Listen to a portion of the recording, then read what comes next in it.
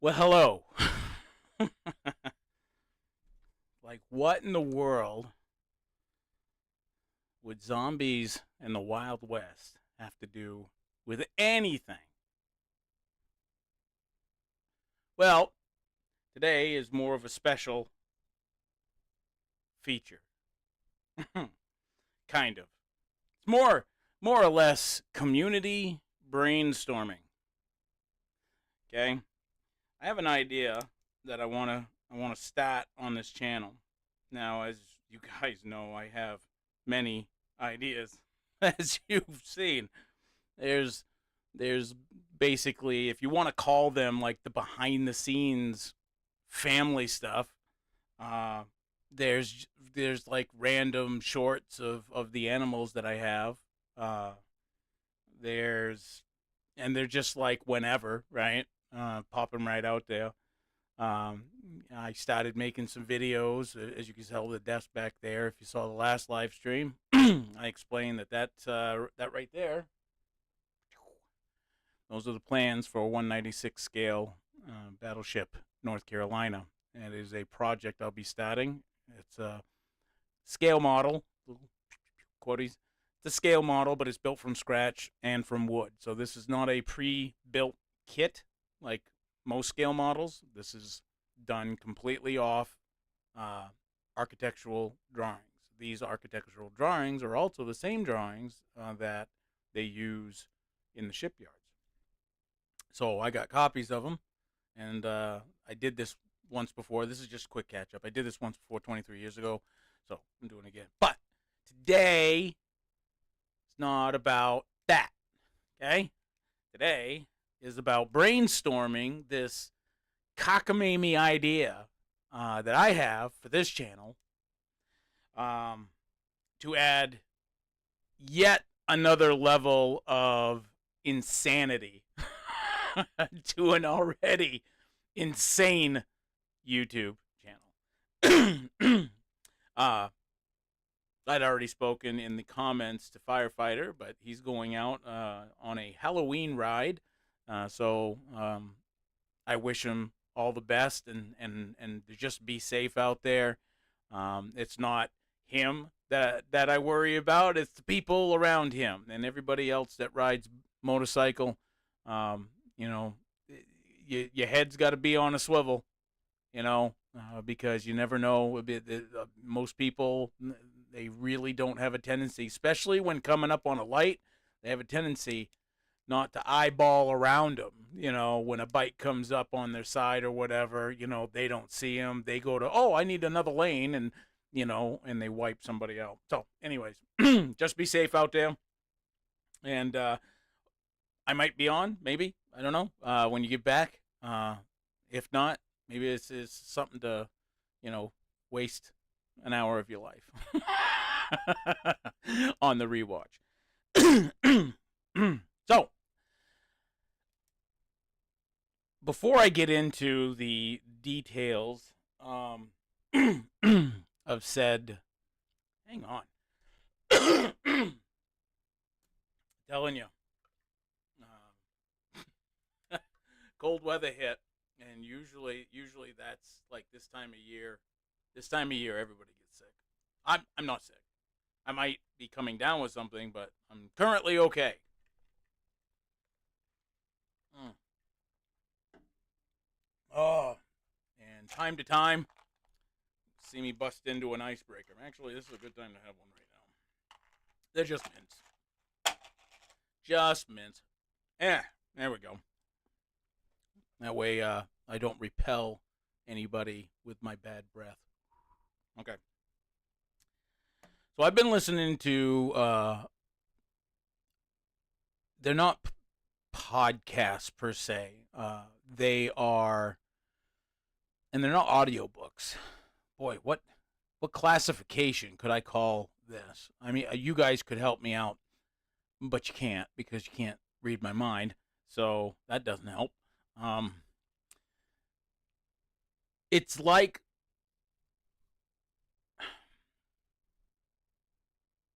listening to like a radio station, right? In a heavy rainstorm. right? So the video is basically like a fireplace, so you hear the crackling, and then you hear the rain coming down outside the window of the room or whatever, wherever you're in the video, right? And then you got this like radio, or you have like a little TV that's on that might show like a little blip, like you're watching the news or something like that. And then during the news broadcast or radio broadcast, um, you basically hear like a disaster happen, unfold, right? Like as if it was like real time. This is like what you might hear or expect to hear, on a TV or a radio or whatever the case may be, in a like an asteroid is coming and or hit or so on and so forth. Some big major disaster. However, I'd like to try and do something like that. My fascination, ever since I was a kid, has been zombies. I think on the last stream I even mentioned that, was it at the age of 10? Yeah, at the age of 10, my mom bought me a VHS. Yes, I'm old. A VHS of Night of the Living Dead. And for me, not only was it a weird gift to give your 10-year-old, but I was happy in the pig in mud when I got it. So, because I was all about the George Romero zombies. Only zombies I like are George Romero. Do not like the fast ones. I don't think that they gain like superpowers and they can run like Superman or something like that. And they got extra strength. I don't like that type of view of the zombie genre. No, I'm not saying that it's like a bad way. I mean, Zack Snyder did it in the remake of Dawn of the Dead in 2004. And as far as I know, the movie was successful. I've seen it numerous times. I remember when it came out, and I was all hyped about it because it was like one of the.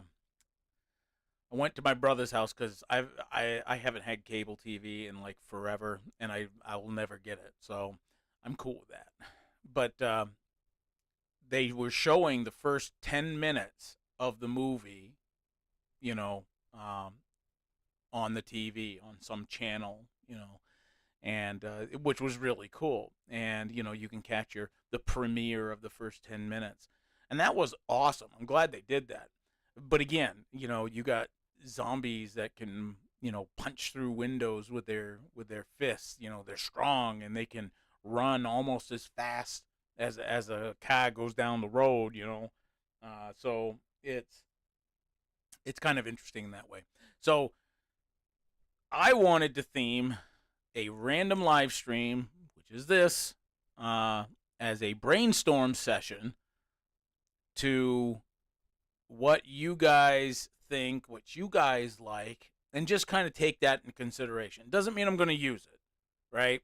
Brainstorming doesn't work like that. It doesn't work like somebody comes up with an idea and, I'm obligated to use it. No, it's like suggestions, right? We're throwing around ideas. Some ideas might be used and some, you know how it goes. Um, and of course, I have my handy dandy idea book. You know how I know it's an idea book? Because I've had this thing for a while. Because I wrote idea book on it. And it has page after page after page. I know you can't see it very well. You're not really supposed to. But ideas that just kind of, they fling out of my head. Well, you got to put them somewhere, right? Well, this is it. It's not about neat or cleanliness. Tongue tied. Okay, it's not cleanliness. It's like for instance, this was the first idea of redoing the 196 scale ship, and I wrote down key points, what I would need. Is it worth it? Would I be excited? Would I be able to keep the excitement throughout the project? Now, let me tell you, That's a hard yes. Absolutely. I remember the first go round I had 23 years ago with this thing, and when you get excited and stay excited because you can't wait for the next step, and then when you get it done, then you can't wait for the step after that. Wash, rinse, repeat, right up until the end. That's when you know you've hit your stride with what you really like. So, I'm gonna call it. Oh well, yeah. If I'm looking down, obviously I'm writing. Yeah. This is where I don't mind sloppy handwriting. Okay, that's just the way it is. Zombie radio. Okay. Now, what I was thinking about, obviously, I would be. Let me pause before I get too in depth. I was thinking that the first episode I make, as if it's done, like if I like it, then we can do more, or if other people like it, whatever, we can do more. Um, but I was actually thinking each episode would be like day one, day two, right?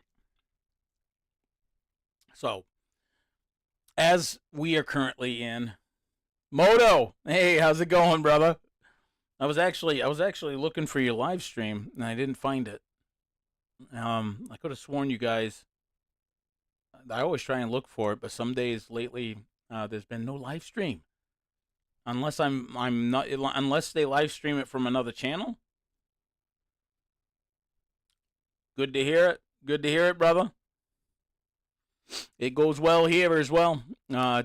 Today we have, as you can tell, we got Fred the sheriff over here. Monitoring the zombie saloon. Yep, instead of Outlaw Saloon. So it's like a special edition today, because I wanted to come on here and I wanted to brainstorm about a new idea. One, it's October, it's Halloween month, and, one of my favorite months. Uh, God, I just had a brain fart. One of my favorite months. It correlates with what I've been listening to a lot lately because around this time of year, you get a lot of like Halloween ish videos. People will put out, the one I was talking about earlier, like the zombie broadcast, right? Where it's like ASMR kind of thing, but it's not, right? So, like, picture a YouTube video. You're in a living room. You got a fireplace going, so you hear the crackling of the fire. You hear the rain pelting on the window. Um, Moto Alley, hey, what's up, buddy? Uh, and you have like either a TV or a radio, right, sitting on a desk as you're watching this YouTube video, right? And it could be like normal, and then all of a sudden a big disaster happens. Could be a tsunami that swallows the world. It could be an asteroid that boom, hits the planet. Whatever, apocalypse happens, and then it's like, hey, this is the first 3 hours of this apocalypse, or this is the first day of that apocalypse, or whatever the case may be. Um, I was thinking about doing my own version and doing it as a zombie apocalypse and having it the first episode be day one of the zombie apocalypse. I would be the radio host. So this wouldn't be like a little TV or whatever, with stuff going on. I'd be the radio host coming over the radio. And then I think there's a program that allows different AI voices as long as you type in what you want them to say. So I could have a lady reporter on the ground. I would be the DJ basically, and then we'd have like a weather and traffic guy up in a helicopter. And this was just like I was just spitballing this morning. I was like, that sounds kind of neat, and I'd have that background ambiance where it may sound normal, like normal nature sounds, or wherever you are, normal city sounds, and then those normal sounds become frantic and hectic. And then at towards the end of it, it just becomes dead quiet, other than the moans of the zombies, as like the background ambience. So I wanted to write down some ideas. I wanted to brainstorm with you guys, which is why I'm on here. Um, because I thought, well, if anybody shows up, great. They can put their ideas out there. Like I said before, I may use them, and I may not. It all depends on how they vibe and piece together. I'm like the fat girl at prom, just happy to be here. Oh, love your studio setup too. Hey, appreciate it, brother. Um, that is my father's airborne, and then that is mine, combat engineer. And I hope to have my son's in there. Of course, he's going into special forces, so I did tell him before he left. I said I want one of your BDUs, BDU top specifically. I don't want the whole set. I just want his BDU top. And I said we'll showcase three, excuse me, 3 generations of the family serve in this country. So I thought that was pretty cool. Bear with me, just waking up, dude. Grab a cup of coffee, rock and roll. I'm with you. I'm with you. Sometimes my brain doesn't brain. Okay. First thing in the morning, once I have that first sip of coffee, it's like a trigger. It's like a light. Somebody turns on a light switch, going, "Uh oh, time to work." Yeah, yeah. My oldest is 23. He's autistic. He's very much on the spectrum. Unfortunately, for him, that makes it difficult for him to navigate the world. Of course, he still lives with my ex, and she kind of panders to him. So, what can you do, right? The next up is, so I have a 23, 20, 11, 10, and 10. Sounds more like a poker hand. Anyways, my 20-year-old, he's the one that went into the service. And as far as I've heard, that he went in August 12th, Fort Benning, and that's where his boot and training will continue. So he's in the right spot, for it. So he'll be gone. I don't know how long, actually. Let's see. It's the August. Let's see. September, October, December. I mean, end of year. Maybe I might hear from him. Around Christmas, New Year's. Maybe. But we'll see. I pray for all my kids, but I pray for him daily as well. That the good Lord watches over him while he's doing his service. Well, thanks, Moto. I appreciate that. Sometimes I don't feel like it. Kids don't come with a guidebook. They don't come with a Haynes manual. Would have been nice, right? That term gets thrown a lot. I know you know this. There's people just like you and I, just look at the world a little differently and sees things differently.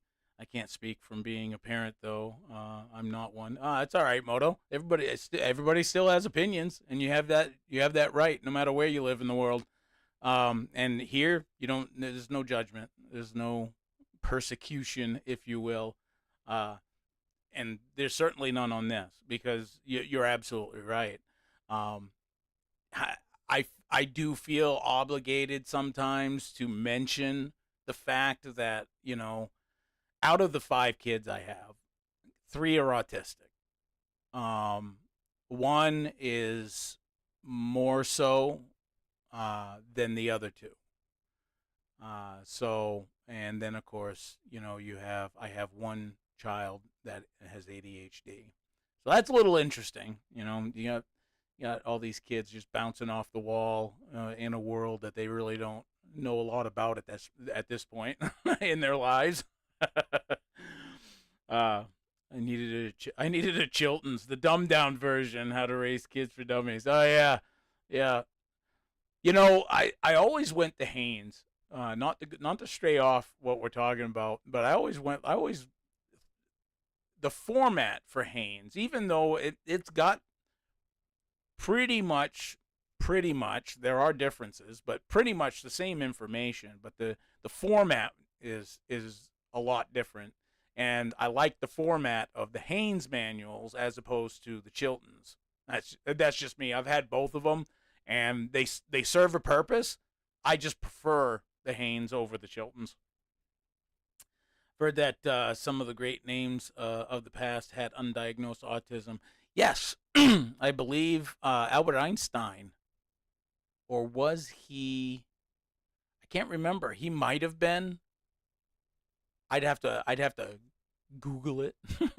But yes, you're right. There have been many great people throughout the past that have had issues, not just autism, but just issues in general, and became to be the greatest pianist or the greatest actor or you know what I mean, or the greatest physicist, things like that. And it's pretty interesting. You had a better brain than me to work with, so Haynes would be more attracted to you. Shoot, I ain't been attracted to nobody. Uh, Haynes is nice, colored pictures, easy to follow. Ah, see, he knows. No, there's a lot of black and whites too. I don't.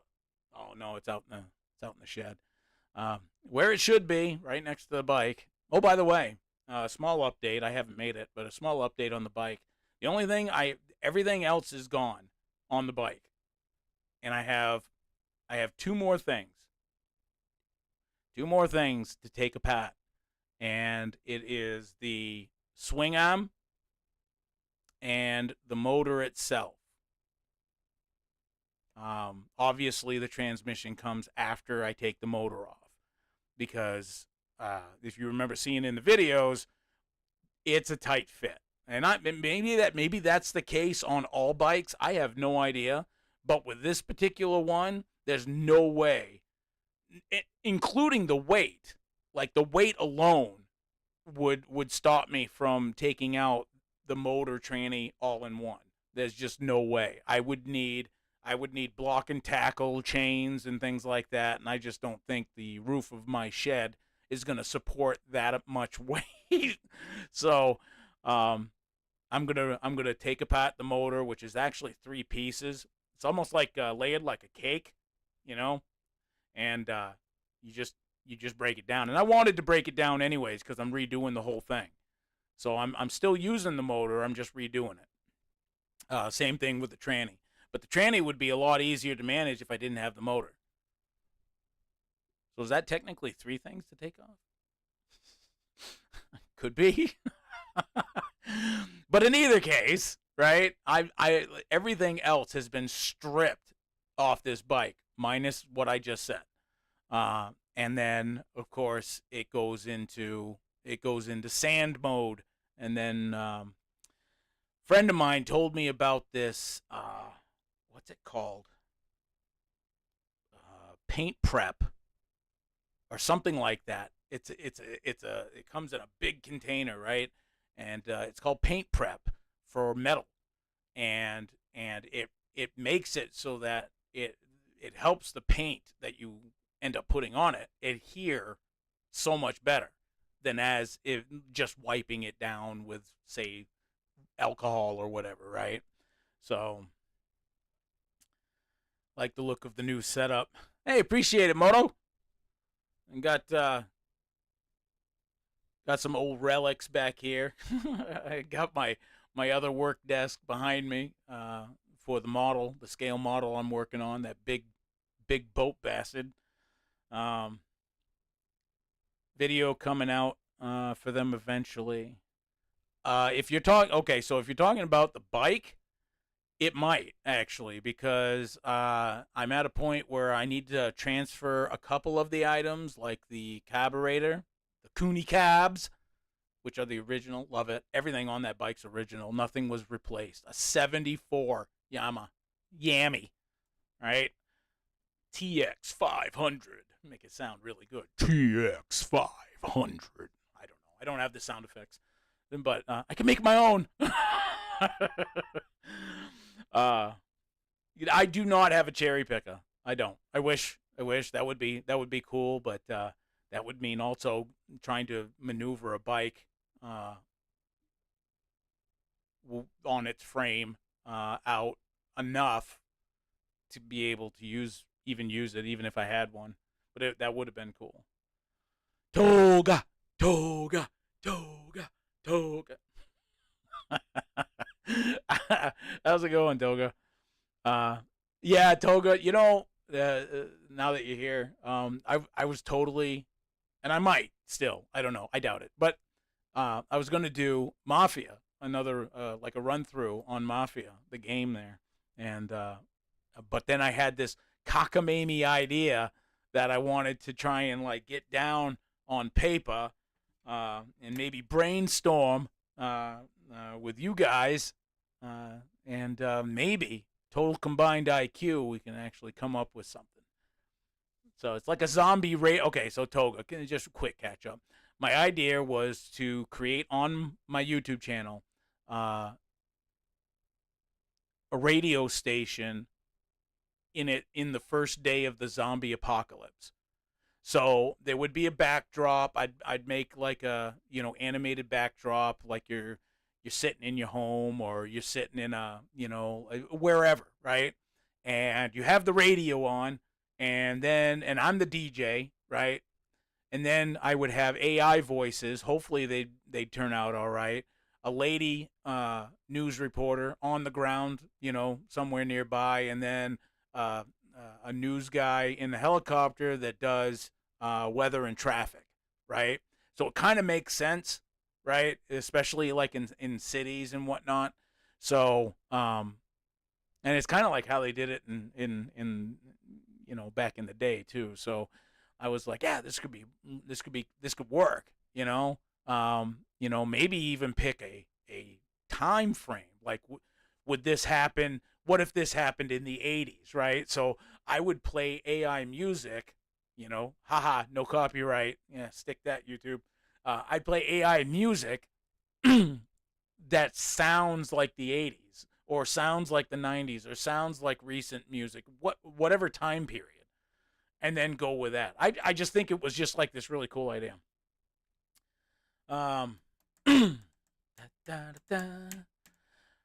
Moto, I normally would be watching Xena the Warrior Princess reruns, but here I am now. How are you doing, Toga? Wow. Wow. Wow. Hey, you know what? I feel honored. I feel honored. Uh, Salute. Me. Doing great, mate. Right on. I'm still working though. What? Quit. Be a hippie. Toga hippie. Oh, nice. Let's continue on the combo. Yes, we will. It's just, again, this was just random. Again, I didn't even again another flipping live stream where I don't even plan on it. But I did make sure that like nobody else that I know of was live streaming. That's one thing out of respect, that if I just happen to be, if I like didn't know anybody, obviously I'm going to live stream whenever. But if I know people and I know that they're live streaming on a like a certain time, certain day, whatever, I'm not going to just like bust a live stream myself and like interfere, or if it even would interfere, but it's just out of respect that I try not to. So hell yeah, let's put together a few brain cells. Yeah, Moto, you got to wake up though, man. You grab some coffee. Grab some. Oh, just broke my pen. That sucks. Do I have another one? Why, yes, I do. All right. We'll go with that one. What a knucklehead. sitting here jaw jacking. This one work? This one works. It's been a while. Hang on.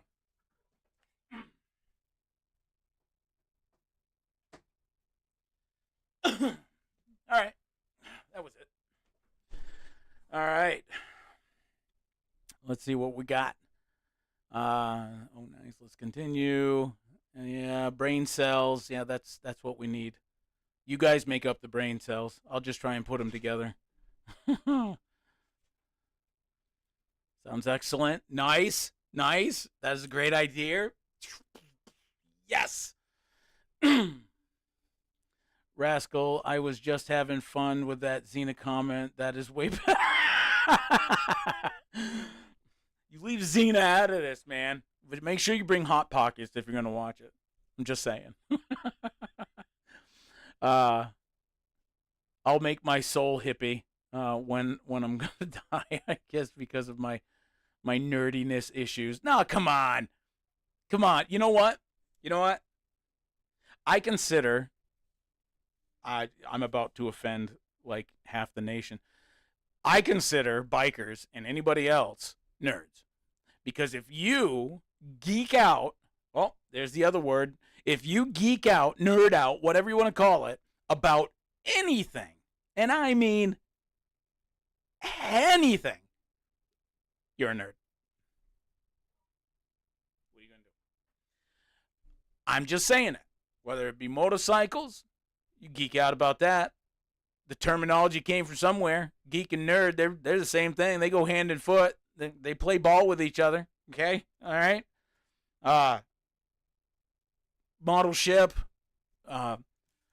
zombie apocalypse, you name it. So, you are not alone, my friend. It's all about how you look at things.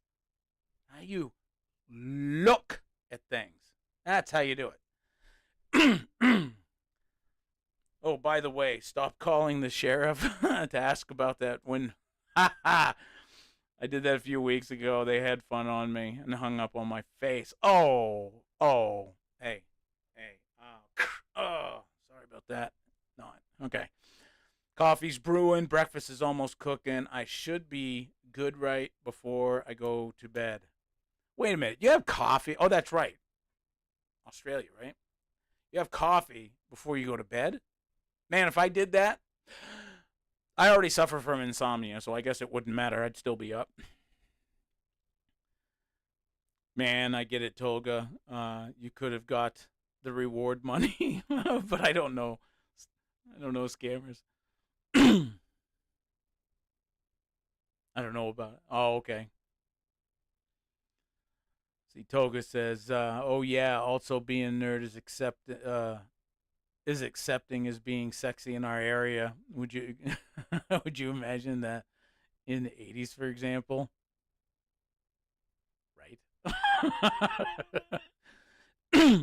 Geeks and nerds get all the good-looking ladies in the end, according to the movies, anyways. Movies lie. I'll leave that comment right there.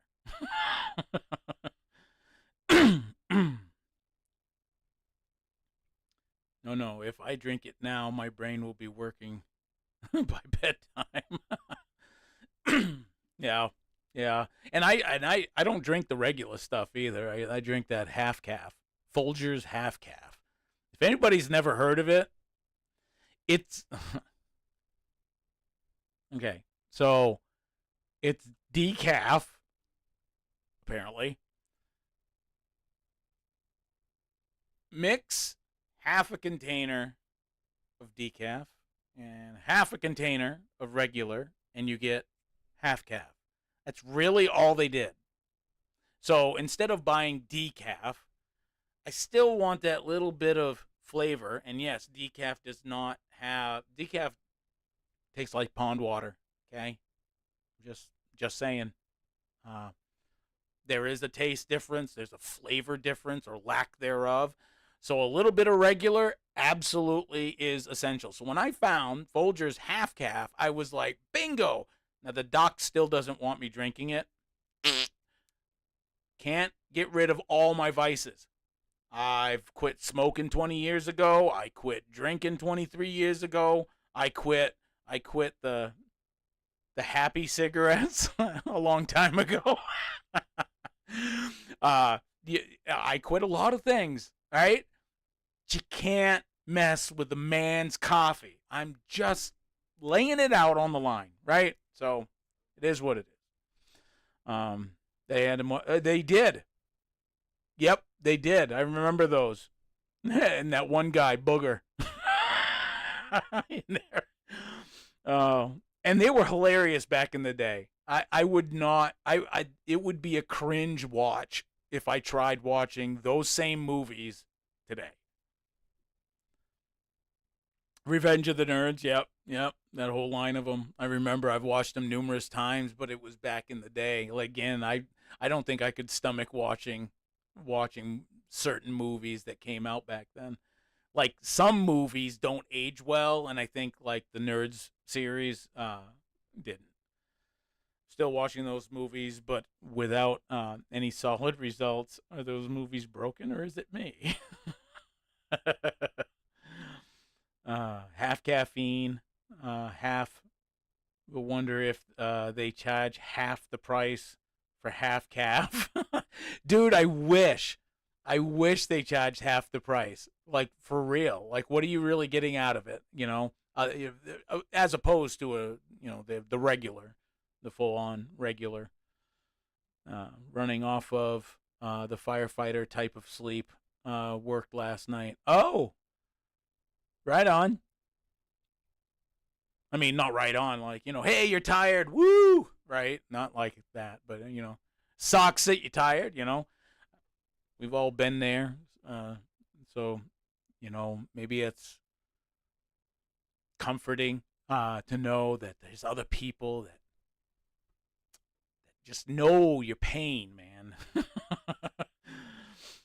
Moto says they sure seemed great back in the day. Toga rewatching some of them now makes you go, I don't think I just a little bit, anyways. Toga says, I've quit smoking years ago, but couldn't quit the nicotine addiction. That's why I'm still using the vape, but going to quit that too, anyways, in time. Toga, that'll be the best thing you ever did. And again, I'll probably offend all sorts of people that vape or smoke. I don't care. But vaping is literally just as, if not more, dangerous than for your body than actual smoking cigarettes. Fact, So, if you end up quitting, man, kudos. It's going to be rough. I mean, try patches, try nicotine gum, try anything. Waterboard yourself. I mean, do whatever you got to do to get off of that. Be healthy, stay healthy, man. Brother to brother, be healthy.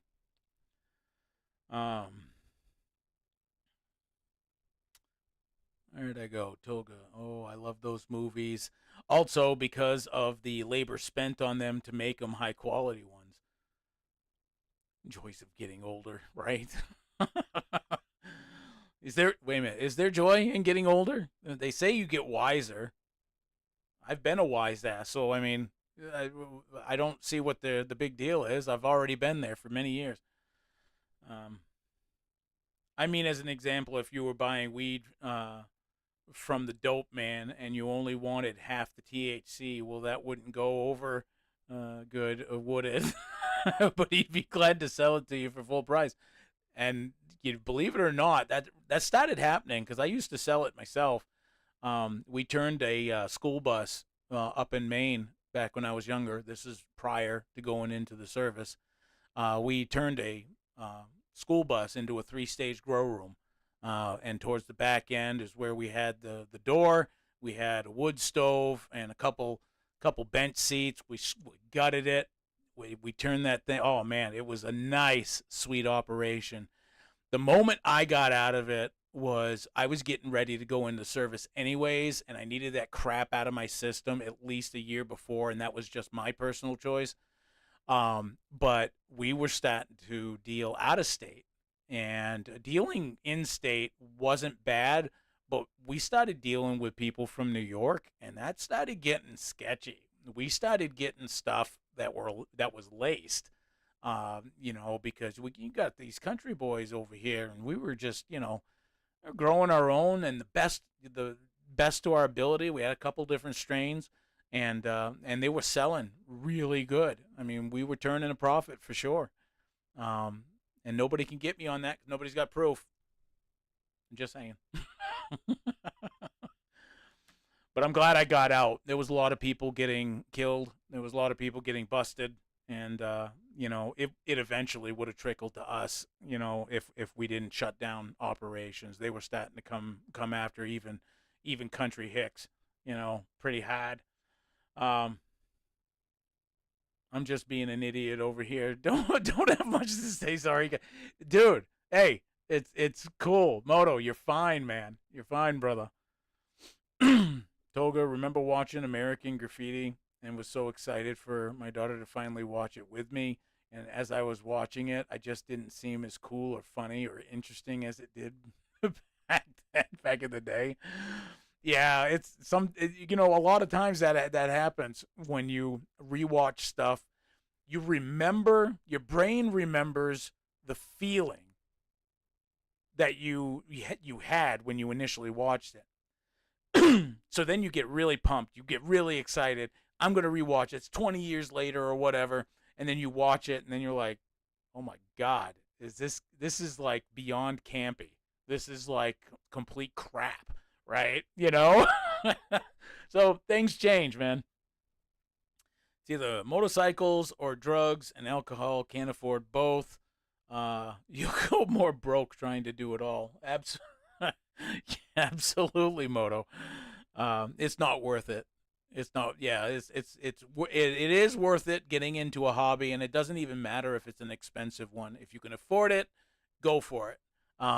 But as long as it's not like drugs, alcohol, and vices like gambling, anything that can be like super super addictive, but in a bad way. Being addicted to your motorcycle, in my opinion, that's not bad, right? Because that doesn't hurt you, that doesn't harm you, right? But being addicted to cigarettes or smoking or drinking or whatever, your body is affected by that, physically, and these are irreparable changes that take place. Your lungs don't just magically get rid of the black ick or grow back. I had a cousin that died of cirrhosis of the liver. He drank himself to death, right? So I mean, and it was on shit wine. It was called Old Duke. I used to call it Old Puke. Oh man, it was nasty crap. But yeah, guys got to take care of your bodies, man. Yeah, I'm waving the proverbial finger at you now. The effect is happening because we're also changing in time. Let's say the time is also changing with its own way. But the books never creating that effect despite the movies. I say, and I like reading. I've always been a very passionate reader. Um, I'd like to incorporate something to do with books on the channel, but I haven't figured that out yet. Um, I am Eileen Megan writing machine today. No more crazy stuff of the past because believe me, I wanted to do it all. Tolga, I don't like the newer movies and stuff. Honestly, I still do watch the older stuff, but nothing too old anymore. Like I probably would not enjoy Smokey and the Bandit again. True, and and it is like a personal taste moto for sure. Everybody's got their limit, right? Of what they can endure. Me, I have no. When it comes to John Wayne, I have no limit. I like all his movies, and he's been dead since what, the 70s. Um, Toga says I'm kind of the same way. Also, as everyone knows in this room, my favorite jokes are non-funny ones. It can't be. I just laughed. So yeah, add lying to your repertoire. Are we? I'm just joking. Uh, which is the old movies are full of them. Yeah. Oh my gosh. Yeah. Like Rodney Dangerfield. You know. Moto says you're 100% right on that, Rascal. You remember the feeling of the movie. I just think my daughter and them may have been bored. I was worried, like Dad. Yeah, boring. We're all boring to some degree, brother. Don't beat yourself up. Nope. Youngins are boring. Oh, that reminds me of a movie I still like. Young Guns, 1 and 2. One's better, but Young Guns was an amazing movie. Indeed, Toga, everything is a quote from a movie or a song lyric in my world. Not us. At what age is it classified a younging? Well, I would say anybody that's younger than you. I would take somebody 49 and look them straight in the eye and says, "Listen here, youngin." Right, Toga. I thought they did. I thought they did like Cheech and Chong. See, and I never got into those movies, even when they did come out. They first came out. Good question. Let's say younger than me, maybe. See, Toga and I. See, we're vibing. I hated the first movie we saw. John Wayne died in. He was with those kids. Oh, the Sons of Katie Elder. You might be talking about. That might be the one. I don't know. I forgot what it was called. The Cowboys or something. That could have been. I haven't seen Cowboys in a long time. But the Sons of Katie Elder. I think he dies in that one too. Moto Ali says. I'm old enough to remember the turn of the century, but wasn't around for the 80s. See, the 80s are my jam. I like the 80s. Moto, poor Rascal. We just keep him reading comments. Sorry I write so much. You quit apologizing. That's what this is for. This is like us sitting in a room, man. This is no different, man. We just got grab a drink. Yeah, a good one. I mean, this is a saloon, albeit a zombie saloon today.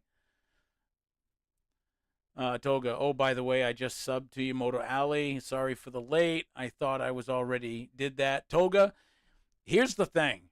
I find all the time that I have subs that I sub to, and then they're not subbed because I start wondering, okay, where are they? I should have gotten a notification, and then I look and I'm not subbed to that person anymore.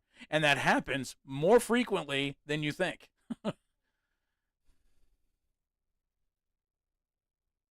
Thanks, man. Appreciate it. No one is obligated to do so. No, but hey, we're all friends, man. Moto, not old enough, Rascal, to have been around when Cheech and Chong first came out. But I was. It was the coolest and the funniest in my world. No, come on. Cut it out. Moto Alley, you sound more Canadian than I am. Oh, that's right, Moto Alley, you're Canadian, not Australian. Why was I thinking Australian? What in the hell? Well, maybe you are. I don't know. Bleep bloop in the comments down below. Channel link. Bingo! There we go. Yeah, but you got that drunk guy here in the comments. That's the whole damn talking. Just kidding. Right? Moto, some of the Canadian has to be rubbing off on a Moto Alley. He can't be more than 100, 200 miles from the border. Vice Grip Garage. Yep, bleep bloop. Right? With his funky hand. Yes. Yeah. I pick up the weirdest crap, man. But Derek from Vice Grip Garage, he is from North Dakota. He lives in Central Tennessee now, I believe. South Central, maybe. I don't know. He's in Central Tennessee somewhere. Yeah, he comes up this way from time to time, depending on what type of episode he's doing. Hi, Ginger. I don't know, mate. Probably I never lost my subs like that, but YouTube or any platform can have really weird glitches and bugs like that. Well, I thought it was just me, like sometimes when I'm on my my Ambien, which is what I have to take to go to even get to sleep, and sometimes even that's a challenge. Uh, there's a witching hour after I take it. So about a half hour after I'm on Ambien, I remember nothing. So I can get up, have full on conversations, eat a full meal, do whatever, go to bed, wake up the next morning, have zero knowledge I did it, except for the heartburn I have of whatever I ate. So, yeah. Uh, oh, yes, sorry, piggybacking on that point. Thumper distracted me. Anyways, yeah, sometimes I'll be on YouTube because that's what I watch to help me go to sleep, and sometimes I'll either sub to people I don't even know or don't like their content, or I'll unsub to other people, and I don't have a clue until later. But there's numerous times that YouTube itself has literally unsubbed some of my subscriptions, and I think that's kind of stupid. I've heard other people say that as well. Can't always trust the numbers computers put out. No, unfortunately. And here's the other thing. I don't even like AI. If we're talking computers, I don't know why that. I just threw that out there. I really don't like AI. I think AI is scary. I think AI is the sudden expansion of AI use on social media platforms like videos. We'll talk YouTube. Uh, More and more songs, more and more videos. Things are just being created by AI and they upload them as if it was theirs, right? Like they're taking credit for something AI did. And the creativity is it's going at an exponential rate downhill, not even remotely in a good way. People like this, that's the people that if they're going to have an audio book, they're going to read it themselves. They're not going to have some AI gibberish stuttering prick, go ahead and screw up the book and sound monotone and he's reading the book like, or whatever. I know it's getting better where it's hard to tell the difference between a live person and an AI person. I mean, there's still some tells, but I just think AI is going to wreck creativity. It really is, because what's the motivation? We already have a lazy generation at right in front of us. That's going to be the next president or the senator or whatever, right? Um, they they may have book smarts, but they don't have anything else because they're letting something else do it for them. And I it's a very disturbing revelation for me because I've always used this with everything that I do. It's why I became a mechanic and then an engineer and then a combat engineer, right? It's the way that, or maybe even it's the way I grew up. Who knows? But it's use your brain, right? You want to come up with a song, come up with a stinking song. If you can't play a guitar, then come up with the words and then let the AI do it. But at least you had that input and creativity. The same thing goes with anything else. Like this idea I'm doing right here. I'm not leaving this up to AI. There's going to be AI focal points like the background. I can't do the background. And maybe the AI voices, but the AI voices will be reading off what I want them to read. So I come up with that, the layout and whatnot. That's the type of stuff that people should use AI for. But there's so much AI crap on YouTube right now. It's disturbing. I don't know if you guys feel the same way, but I've seen this trend in a bad direction, and it's to me, there is no end to it. It's not like it's going to recover and people are all of a sudden they're just going to be like, I don't want AI to do it. I want to work hard for what I nope. People are already lazy in today's world. So let me tell you, giving them an option to be yet even lazier and still get the credit for doing it, they're not going to give that up for nothing. So, oh shoot, I am behind. If I am on my Fire Stick and watching YouTube and I want to go to the person's channel, I'll see the subscription button and hit it to see if I'm on all the notifications. I accidentally unsubscribe. Yeah, that could happen too. I know there are things I do that are my fault and accidentally unsub, just saying that's a possibility. Oh, absolutely. Like I said, I know, even though I don't know, I know I've had to unsub people when I'm on my ambient, and I just don't remember, but I can chalk it up to that. Toga says, but I'm 100% sure about the YouTube's AI is super picky, and it can't be a surprising result because all the AIs are training by a community and their own owners to be exactly whatever they are. Moto, if Hollywood taught me anything about AI, is it's not a good thing. Agreed, 100%. Motobomb, I have recently started asking Gemini AI to help me write descriptions, titles, etc. for my moto vlogs. I get tired of trying to figure out what else to do or say. And I'm busting on people that use it because they're lazy. They use it because they don't want to put any effort into it. They want to get the credit, but they don't want to put the effort into it. So, like, to me, the credit that they get is hollow.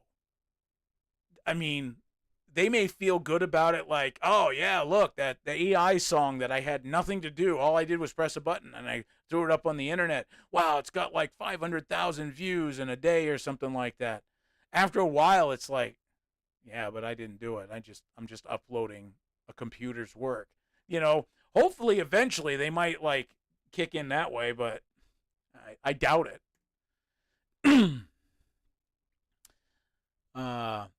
Toga, fear always sells, but no one knows the future, and we can't say that the Terminator scenario isn't even a possibility. They have run simulations, Toga. There's certain news outlets that report different things, and they have run computer simulations with the synopsis of, we try to pull the plug, or we say nope, back off a little bit, and 66 or something like that % of the time the computer gave out false. They basically lied. The AI lied to these, and mind you, thank God it was like in-house, but the AI lied and said, okay, we've backed off, we're not doing X, Y, and Z, blah blah blah. This is from the AI, right? Perspective. But come to find out, they didn't.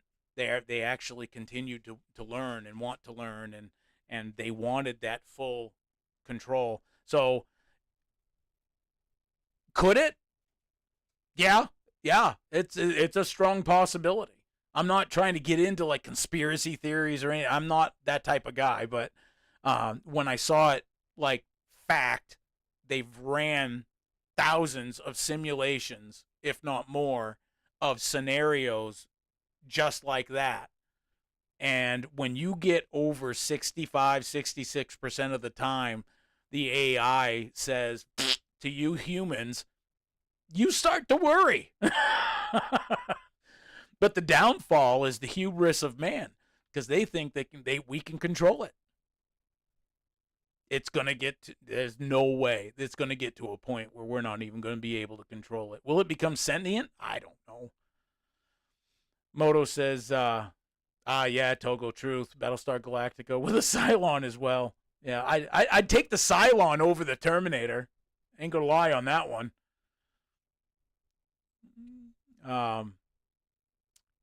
I've done that recently, too, and have used Chat GPT to help with different repairs or to find things if I can't remember what they're called, but that's about it. Moto says, indeed, thanks for sharing that, Moto Alley. That would make a great live stream to talk about those things. I don't, Toga says I don't even afraid from a nuclear war because if it's going to happen, no worries. You'll never find enough time to be worried. So enjoy whatever you have, especially if you can't control it. Well, and that's the thing. Um, my son, my 11-year-old, he's autistic as well. He comes up and he thinks very logically. He comes up and he says, "What would we do in a nuclear war?" And we were watching the news or something like that, and this was a little while ago, and they had mentioned it or whatever, and I said, "Well," I said, "North Dakota is one of 3 primary targets or states that will be hit first. The rest of it is just collateral damage around the United States." But I said, between these 3 states, we house a majority of the ballistic missiles that will also be launched because they're going to try and hit it before we launch them out of the ground. And of course, that's our goal as well. And I said, because we are in proximity of that, I said, I'm just gonna go outside and sit down. The Capitol is literally, across the interstate, which you might have seen in some of the videos I've taken. But I might take a short today and just show you the Capitol, but from our backyard. And I said, I'm just gonna wait for it. There's no way you have the capabilities as a normal person to survive any longer than a handful of days before radiation kills you, contaminated water, or lack of food. You're just going to slowly die in a very bad way. And I said, I'd rather take the quick road. It's not suicide by any stretch, but I said, or unaliving, as YouTube likes to have us say. But it's just accepting fate, right? So I wouldn't put myself or my family through torture and hell just for a handful of days. No, thank you. Indeed, thanks for sharing. Not afraid. Moto, what is that new series that's based on a game where the nuclear bomb goes off and some of them survive and they live in pods under the ground? And it's a game. I don't know. Moto, you got me on that one. Unless you Google it, for us. I off the top of my head, nothing. Hold on now. Did it take place in Russia? There was a series of games that took place in Russia after a nuclear event, and I can't. I'll be darned if I can remember the freaking name of it though. Metro. Oh, Tolga said Metro. I should have read the next line. So yeah, Metro. Silo. I still have to explain and put the work in to tell Gemini what I need her to reword in a better way than I can, so I don't feel too bad about that. Yeah, you just gotta. Sometimes you just gotta let it go. Sometimes. Okay, perfect example. Firefighter. He's not here to defend himself. This guy writes and bullet points everything and is like super prepared. And I think that is awesome. And literally, kudos to anybody like him that can do that. Me, I turn on the computer. I turn this on. I put a picture in. I shoot from the hip from here on out. That's about the extent of how I do things. And going back to you, Moto, which is why I brought up that little point, is that, it's real. People are real. People are human, and we make mistakes. Some of the best channels I like are ones that show their mistakes, not the ones that hide it, where they jump at it, right? Like that, and it's like they go from, geez, I don't know how I'm going to do this, to a jump cut, and then all of a sudden it's like, yeah, I did this, and blah blah blah, and then of course they don't tell you or show you that it took 3 hours, right, to go ahead and fix it because he might not have known this and he had to go and get help or whatever. Pride is one of man's biggest downfalls. And once you let go of that, and I'm not saying you're prideful, uh, Moto. I'm not getting going down that road. But pride does warrant us to not see the fact that we are fallible, right? That we have errors, deficiencies. God knows I have 1,001, possibly more. It could be 1,002. You never know. Uh, but it's okay to make mistakes. It's fine. Nobody judges. I mean, there are idiots. They're few and far between, but there are idiots out there on YouTube that love to come on different channels and just grief. I'm sure everybody here that's either watching live or will watch this eventually knows exactly what I'm talking about because they've met it. They've put out a video and then one idiot comes on and just rips you a new one. So I mean, Atoga says, there are a lot of games like that.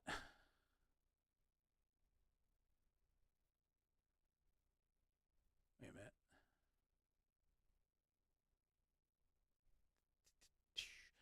I knew you were going to say that, Toga, but it's pretty recent. Let me see. You thinking of Silo? Megan, it was really good too. One guy was called the Ghoul. The Ghoul had to drink certain little potions to keep alive. Oh, that is Fallout. And the one lady had to carry a head around for a certain amount of time. I forget. Oh, that was that series. The series Fallout. Yep, that was the Fallout series. How can you trust AI when Google Maps turns people down train tracks? Yeah, right. Yeah, the updating needs a little upkeep. Tolga, ding, ding, ding. Tolga did it. Yay, I'm always right. Wow. Well, all right. Well, sometimes, all right. Toga, my brother also has autism on the mild level. He's going to live with me until my or his last breath. This is what I decided to do for him. Hey, you rock, Toga. I mean that. Not many people would.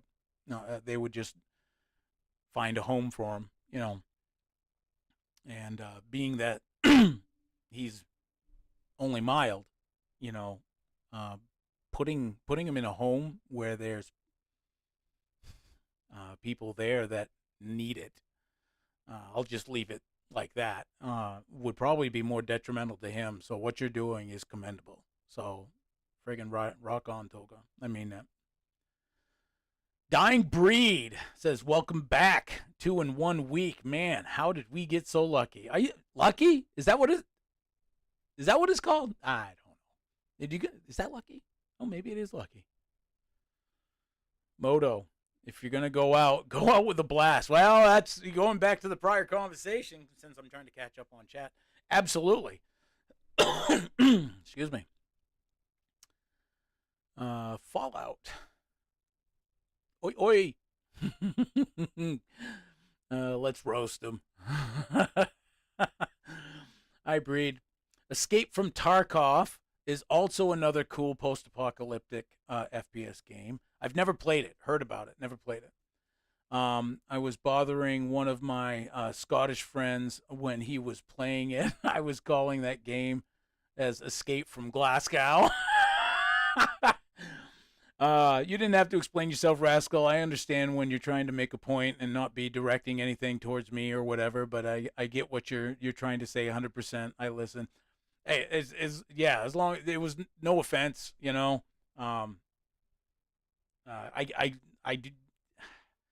don't really want to apologize because it would sound hollow, but I keep it real. And what you guys see is what people get 24/7 around me. So that's the one thing I don't like. I don't like it when people are fake. When they act nice to my face and then are pricks behind my back. I'll let that person know. Sometimes in a very unkind way. I grew up in a day and age where certain things were handled by the fist, and that was okay. I totally jump cut my videos all the time, but just to make them shorter, yeah, and not as boring, not to deceive. Oh no, no, absolutely, no. What I was getting at is like the example I came up with as like the guy was doing something and it's like, oh, it's a head scratcher. I wonder what to do, and then bam, here goes a jump cut, and the jump cut leads to, oh, it's fixed, or like he's doing like one final turn. There we go. I knew I could do it, right? But it took 3 hours to get there, and a lot of mistakes along the way. Um, there's a couple that I see. There's a couple that I see that literally will speed up the video. So it includes everything, but it'll just be fast forwarded basically. Or it'll, like with music, there'll be like a jump cut, and then it'll show like a wrench flying one way, or, and I'm just using like mechanics as an example, or the carburetor falls off the motor or something like that, or it catches on fire or whatever. To me, I'm like, been there, done that. I can relate at that point. But when I see somebody go from start to finish, and you can usually tell by the length of the video, will this, like, okay, you guys have seen the will this car start and will it run, right? You've seen videos like that. When they're only 20 to 30 minutes long, don't even bother. The dude jump cut the living snot out of the video. And you know dang well he didn't show any of his oops and oh, that broke, and crap. None of those moments that make you human.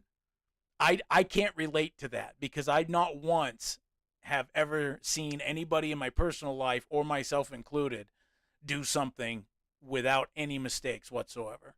To me, that's a relatable experience, and I commend those channels more than the others, for sure. Moto says, I missed that comment, Moto Alley. I'm glad I heard Rascal. Read it out loud. Go out with a blast.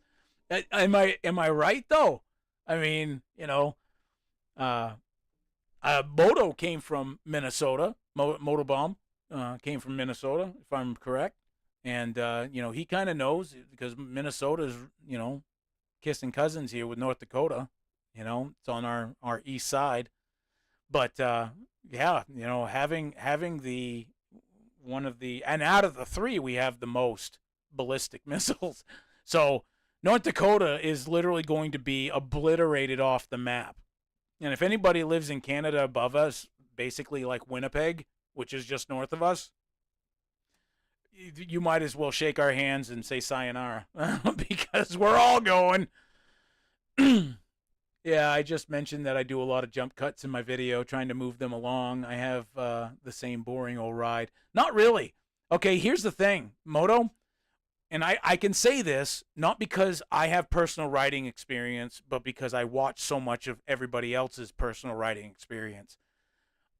Sometimes, especially when you're showing your work, right? You're driving to work, Moto. It might be the same path you take every day, but that day, every video, you're going to see different people, and they're going to act differently. The weather's going to be different. Your conversation's going to be different. I can go on and on and on. It's not the same boring ride, because if it was, you'd be talking about the same thing every single day. You'd be seeing the same people every single day in the same weather.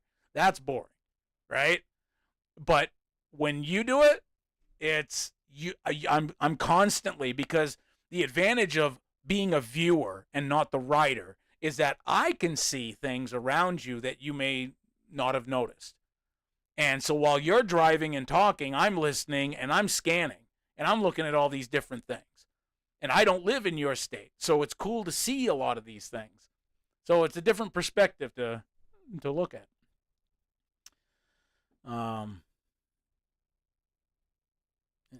Moto Alley. I used to cut pats where I couldn't talk or form a sentence, but now I leave it in. Well, absolutely, Moto Alley.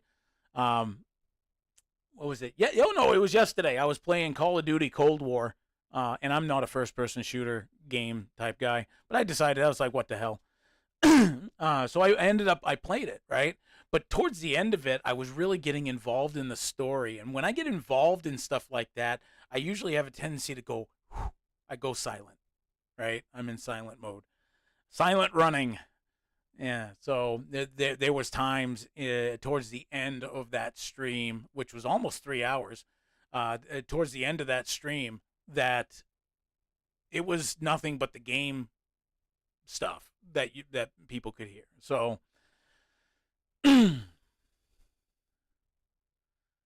some of those could be just for entertainment purpose channels like that, but I guess others try to manipulate. Possibly, if anything looks phony, I shut them off. Yeah, sounds like you're picking apart my recent video on my Tinker Shed video. Although didn't do anything like breaking bolts, right? No, I mean we've all seen those videos though. We've all seen those videos where we go into it expecting that, oh man, just by the looks of it, this is going to be a challenge, right? But in 20 minutes, he's got that thing purring like a kitten, and it's like, in 20 minutes? Well, I'm not saying record the 2 days it took you to go get parts and put everything back together and stuff like that. I'm talking. I want to see some accidents, man. You don't come out with a missing finger. You weren't working it right. There goes again. Probably exactly what you should do. Make Eli model Eli. That's probably exactly what you should do. And experiment with all kinds of different types of video making. I think that's how we'll learn. In the end, I don't think it matters too much. I actually have been showing him. He has his own YouTube channel, believe it or not, which is heavily monitored and whatnot. Not only with the parental controls and whatnot on his channel, but he doesn't do anything without my say-so, and my say-so only comes after I see what he wants to upload. And he does a lot of like trendy shorts, little shorts. He likes doing his games. But yeah, I try to help him out. When I learn something, I go to him going, hey, guess what I just found out. Of course, he's 11 going on like 16, so he's like, I already know that, Dad. Yeah. Moto, we're mostly doing this for fun, right? Absolutely. Absolutely. That's the only way to do it. Is for fun. Now again, it does sound like I'm completely bashing some of these people that don't show the human aspect. But maybe I'm just a little riled up from when I was talking about the AI. But everything I say is completely honest in how I feel. So I don't mean to offend. Don't mean to say things. Hopefully I'm speaking clear enough of like, okay, this is what I think. This is my opinion, and that's all it is, an opinion. And we all know what those are like. And everybody has one, right? Rascal secretly talking about us all, Moto Alley. Oh, I am secretly to nobody. Moto, thanks, Rascal. I try to make the best out of the same trip. In fact, I just talked about the things you were talking about about my own damn videos. Today on the way to work. Mind link. Tolga, you guys are hilarious. Yeah, we can be.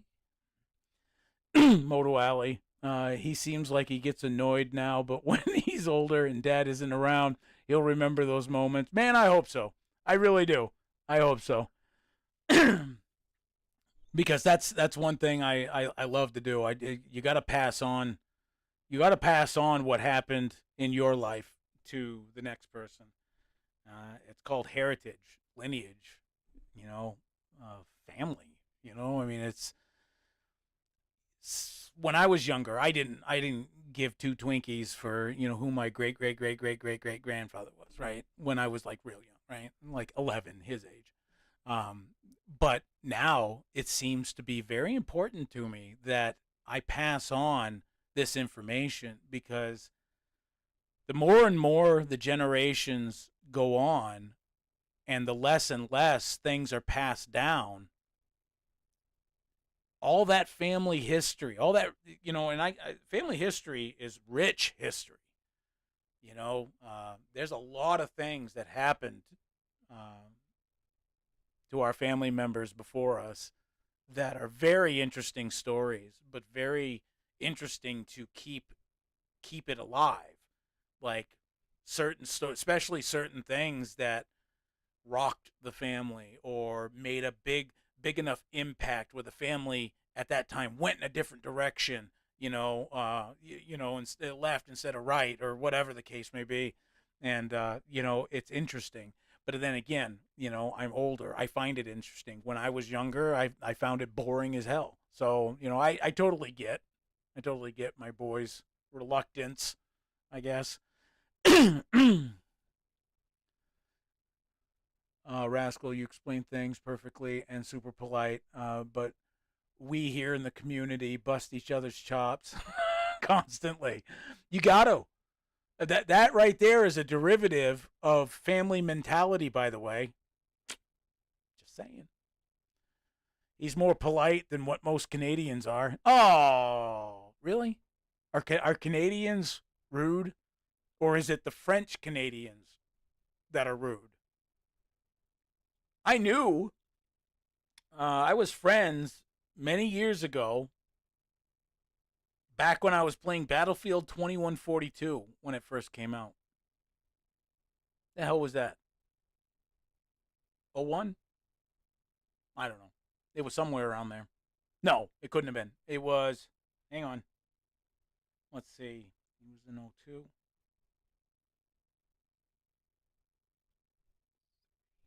Could have been 03. Might have been 03. I don't know. Anyways, I just lost track. I just went. Phew. Oh, the Canadians. Yes, I knew a Canadian while I was playing there. There we go. Ah, I clicked. um, he was a nice guy. He was very full of himself.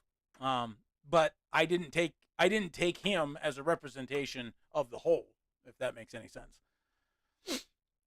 I really love the things you talk about in your lives. I'm usually not disinvolved, but I'm glad you did this today. Thank you.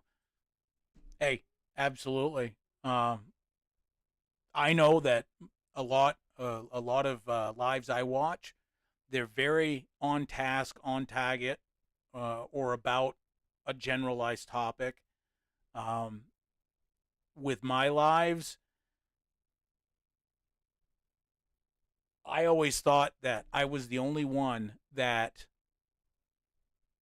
had these squirrel moments where we'd be going down the road nicely on one topic, and then nope, we're off roading it, and then oh, we're back on a dirt road, nope, we're in the woods, and it just goes, it organically is created. And I'll tell you, one of the big reasons why is because of you guys, the community, because this isn't about just me. When I do a live stream means you interact. You interact with the community. You interact with friends, right? And then those friends become almost like online family members, right? Because you start knowing them, and you get to know them. And then it's like no different than us sitting on a porch, or in this case, we're saddled up to the bar. I'm the bartender, right? If you want to like role play in your head or give it some imagination, you're sitting there and we're shooting the shit. And normally, what happens when you do that? It's topic after topic after topic. So anybody is welcome to saddle up to the Outlaw Saloon. uh, oh, I had a phone call. At least from my eyes, anyways. Oops, did I miss something? Oh, okay. Now I get what you're saying, Moto Alley. I'm usually not so involved. I don't know how it said disinvolved. I knew what you were talking about. Voice the thing. uh Moto Alley. A little healthy banter. Yep. Dude, we're assholes to each other. Absolutely. Ass. Moto Alley, if you're a stranger in a small community, we're polite and say hi, but if we're friends and know each other, we're assholes. That's exactly, that's when you know it went from friendship to family instantly. And I know I throw family around a lot, but you got to understand, um, psychologically speaking, oh shit, we're going deep. Hang on to your britches. Psychologically speaking, when people get together, it is strangers meeting. But when you greet and you meet, you're no longer strangers, you're acquaintances. And then when you keep talking and you have things in common, now you're not acquaintances, you're friends. Okay? Um, there's nothing, there's not a lot that you don't disagree on, right?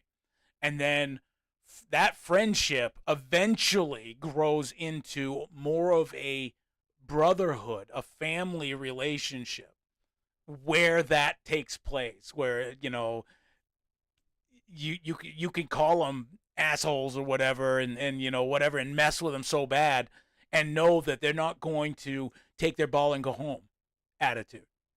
That they're going to be like, oh, that one burned, that was good, I'm going to get you next. That's family. So when I say family, I kind of mean it. From a psychological standpoint, I've proved it. Just saying.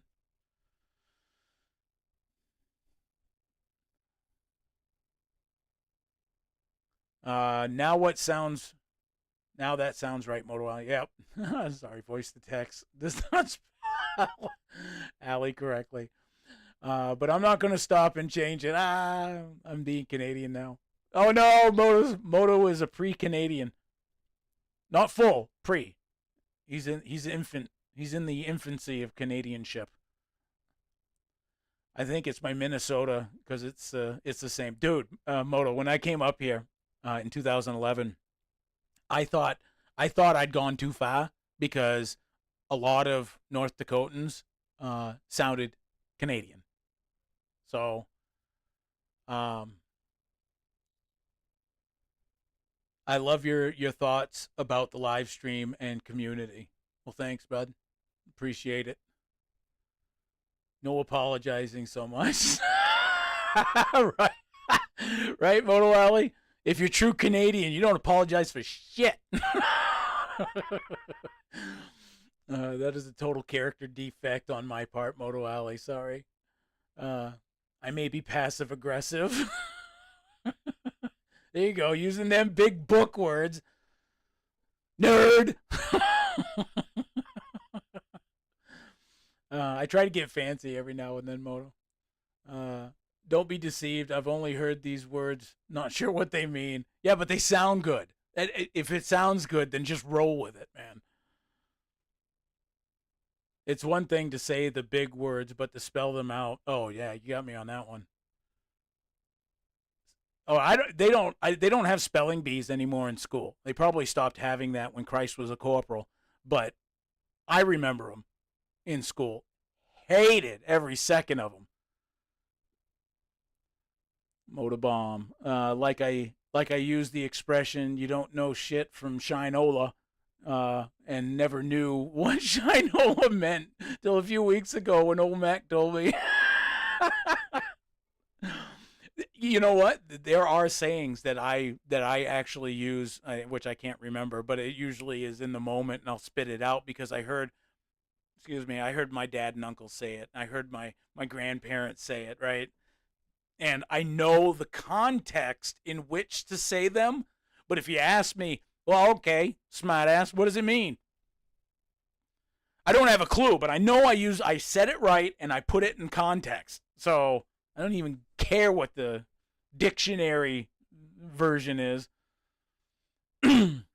Voice to text gets it right once in a while. If I'm not mumbling, Moto Alley, it spells those big words for me. Eh, I'd rather have you as a fellow Canuck over these boat riders. At least we wouldn't smell BO from you. Oh, man. Boat riders or bike riders? Did you misspell? I don't know. There's so much misspelling going on. MISSISSPPI. Oh, I don't know why, but we were talking about spelling, and I had to spell Mississippi. There we go. Boat riders. Wow. When I hear the song "Riders in the Sky," I don't picture speedboats. I don't know what it is. Maybe it's just me. I don't know. Let's get back on the topic of the lie. Why? Why? You know, the ones with the laundry on their heads. Yeah. Oh no. If it could be me, and I'm just having a literal and utter brain fart. But we actually can get back on topic because the whole point. Actually, there wasn't a point. But if there was a point to this live stream, it would have been about the zombie apocalypse radio station and doing a segment once in a while and throwing it up there. And I spoke at the beginning like there would be AI voices, right? There would totally be AI voices, but they would be talking what I would put in. So the whole thing would be written out. You know, I think it would be a cool idea.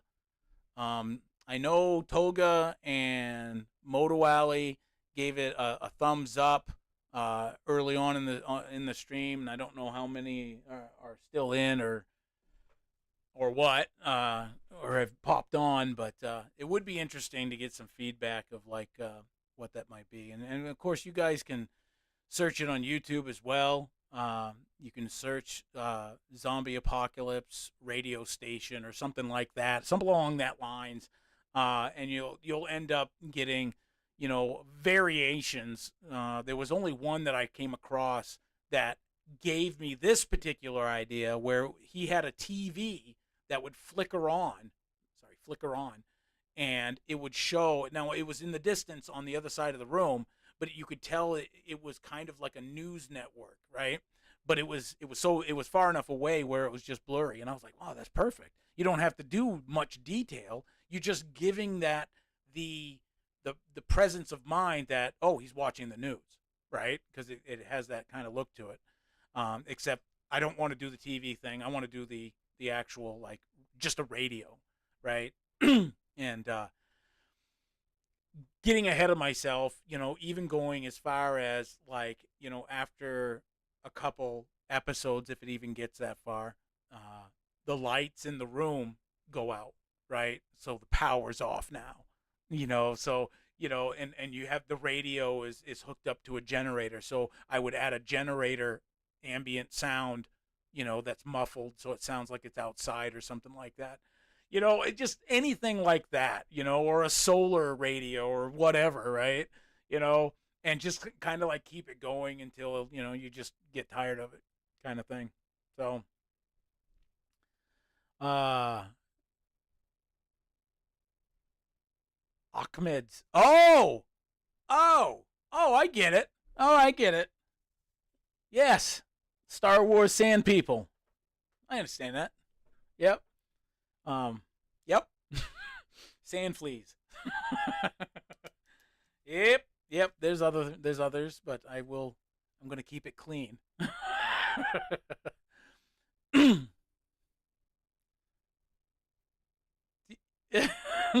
Yep.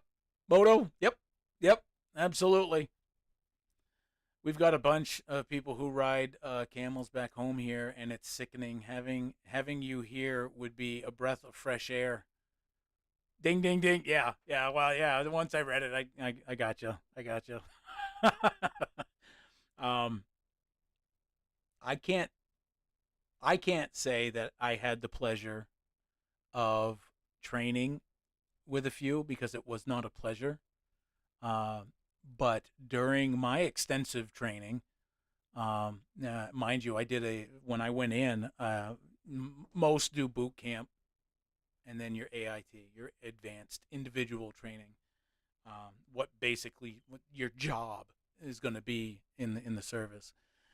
I did, and that's usually 16 weeks for just the AIT. I went to ASI, Advanced Specialty. Oh, I can't remember what the I stood for, but to become a recovery specialist.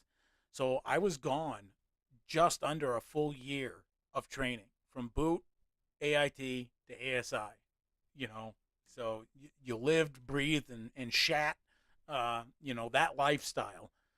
So um, during my later training, we had we had certain soldiers from other countries that didn't believe in using water the way it should. And whew, it's a good thing my memory doesn't come with smell-o-vision, okay? Because I tell you what, but they weren't even that pleasant, and they barely spoke a lick of English, so it wasn't fun to train with them. The instructor for the most part had to stop numerous times, especially with the interpreter that had to be there as well. So it was crazy. But anyways, you want to make it seem like you're doing a news show and news is breaking. Yes, Moto Alley. Bingo. So so the first episode would be considered day 1. So the episode would last an hour, maybe more, okay? Now I know that sounds like a lot, but it's meant for like ASMR and that kind of thing, right? But also something that you could just put on in the background, right? And I just thought it would be kind of a nifty idea. I've listened to some myself, and I don't like most of them. I don't think, in my opinion, I don't think they were done right. I think they were just shoved in with AI.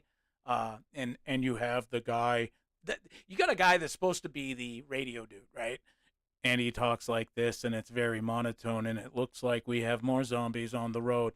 And when you hear things like that, it's like, wow, I just shut it down. I usually give it a thumbs down because it shows me that the person didn't take the time and effort to even do it. They're just, oh, it's October. Let's throw as much shit on YouTube that revolves around something like that, and see where it flies. Like there's no thought process involved, right? It's click on the AI, upload it, give it a title, and slam it through, and then just keep force feeding people that.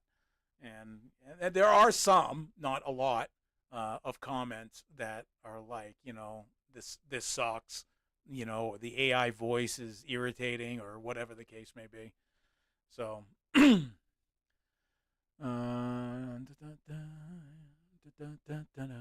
we've got a bunch of people riding camels. Oh yes, breath of fresh air. Oh, I already read that. That was the question. There we go.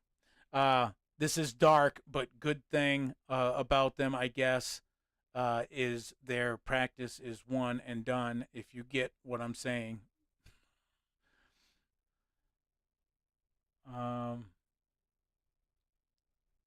Best breaking news is found right here. We'll call it breaking wind. That would be the native way of doing things.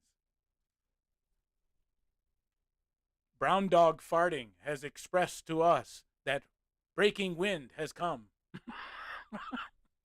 I can make fun of the indigenous people because my grandmother was full-blooded Micmac. And they're like, what? Did you say a Big Mac? No, I said Micmac. Micmac Indian, northern tribes in Maine. And she was full-blooded. Full-blooded, so I got some woo woo woo in me. So I could care less if I make fun of my own people. I'm letting everybody know, right? It's like, man, he's harsh. He's harsh on them damn engines. Nope, I am one, so I don't care.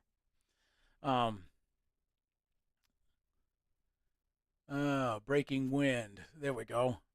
Stat with it. Okay, start it with daily typical broadcast, maybe with a comedic twist, like add other channel names in or something. Then big breaking news banner, this just in, and then whatever else. See, and that's why I got my pen here. Okay, we already know there'll be that. Um, that, and I'll tell you what that is in a second here. And then we're gonna do. What did I say it was? Oh yeah. Okay.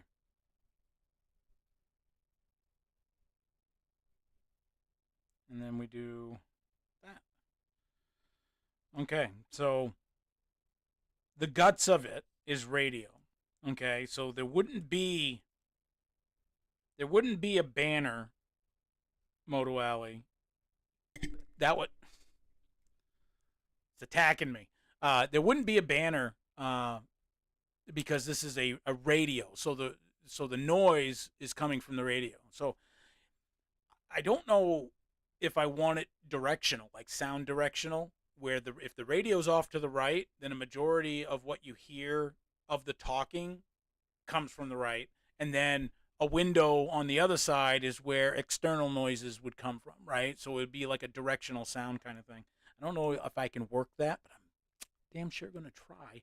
Um, so there's going to be a DJ, which is me. So it's going to be actually voiced by me. I'll be the DJ of whatever made up radio station. There'll be a female reporter that's on the ground. So the radio station actually has a report. This is old school, mind you.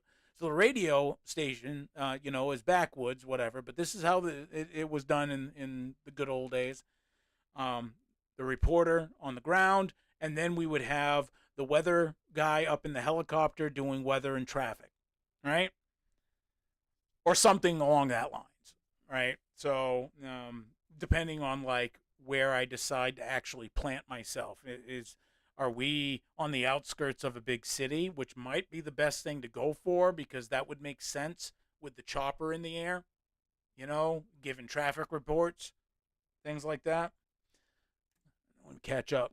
Collaborative ideas are awesome. Absolutely, Moto. This is why this is a brainstorming session. Okay? Because I want all of you to go and turn on. Oh no, not turn on. No. You got to put on your thinking cap. That's what you need to do. Time for another mint. Why? Because I can. All right. Radio, gotcha. Yep, like breaking news sound. Yeah, exactly. So what you were saying, and I'm gonna hit this mic. I'm gonna headbutt this mic over and over again, so I do apologize. What you were saying was the start, and I'm paraphrasing dictation, right? Okay. At the start, it is we're gonna just put normal. I think that was the word you used, which is anything but with this live stream, but we're going to go with it. So the stat is normal. So the stat of it and some of the beginning part of it, I wanted to have, and here we go with AI. I don't mind throwing in AI generated songs and then maybe interrupt the song here and there, but have it literally legit be a radio station that you're listening to.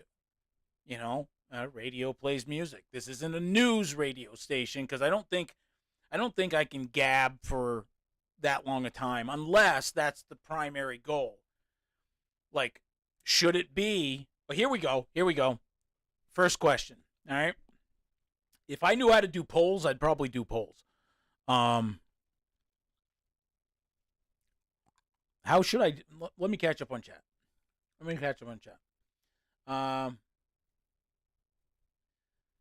Toga. I was cooking some pasta and sausage while listening. I couldn't find more a relative meal idea to cook, actually. Hey, you know what? Pasta and sausage. That's a great zombie apocalypse meal right there. Moto Alley, you're trying to portray it like that movie with Robin Williams where he says "Good Morning Vietnam." Kind of, but there's no video, right? Um, oh, hang on. Let me see. I'm gonna look back here. Just give me a second here. There was there was one in particular I was listening to again that I totally vibed off and got the idea from. Um, I listen to a lot of music. I watched that. Yeah. Call of Duty. Yeah. Yeah. Minas. We say yeah. And we butcher the letter I. Yeah. Oh. Um. How far back was this? Good lord. I'm getting closer though. I gotta be. That ain't it. That ain't it. Oh, was it him? Yep. It was him. Okay.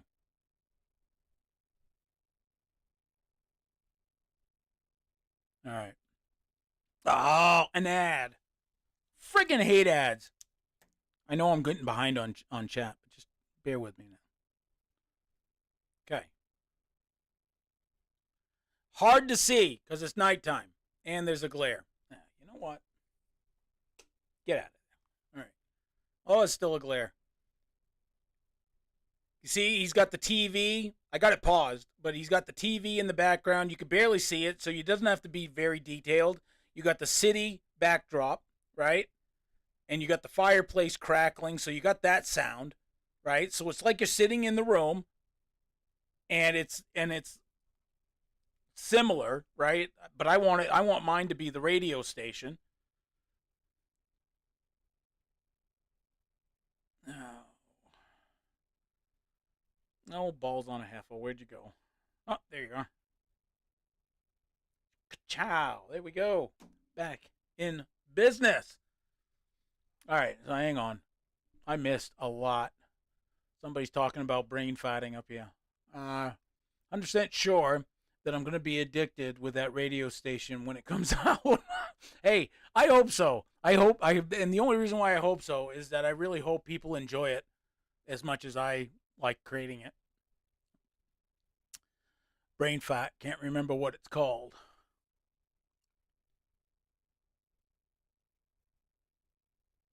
No, that is what it was called. Moto Alley was Good Morning Vietnam. That was the name of the movie. He was a civilian, but they called him in because he was good at what he did. He was a DJ, and they called him in, flew him over to Vietnam to be the radio personality over there, and he was like the biggest hit. True story too. Moto Alley, to put on my thinking cap, I've got to take off my tinfoil hat. Oh no, no, leave the tinfoil hat on. No, you're excused. You're excused. That's good. Make sure you crank it and get the right reception though. Not sure how I feel about that. Toga, I thought you left us high and dry. No, Toga didn't leave us. Maybe high, but never dry. Could toss in a little bit of frequency interruption. Ooh. Static. And I'm going to have to write a big word.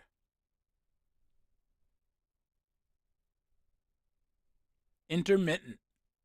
Static. All right. Intermittent. Sorry. Intermittent static. I like that. Oh, my glasses. Freaking hate them. Toga.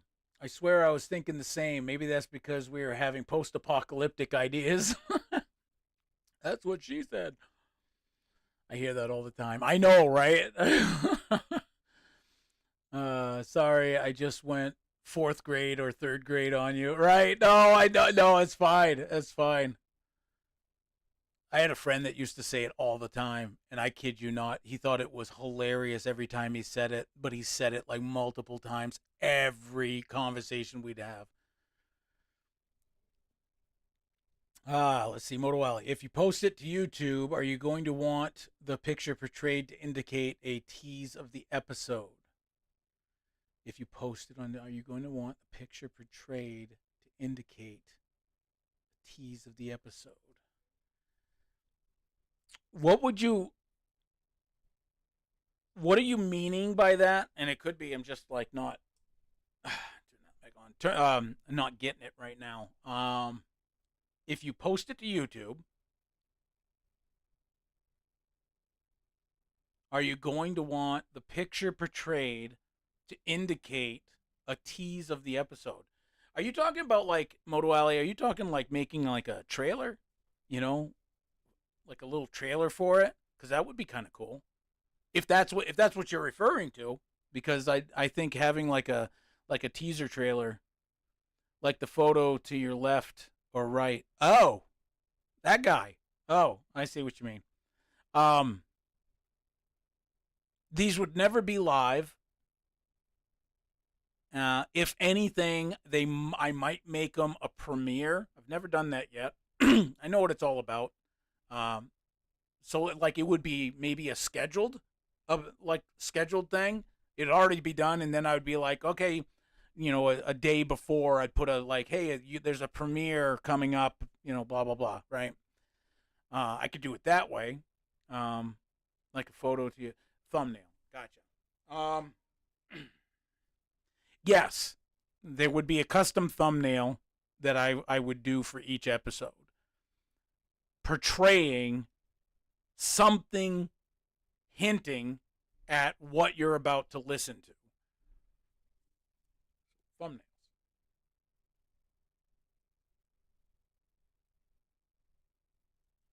Write that down. All right. Oh, thumbnails.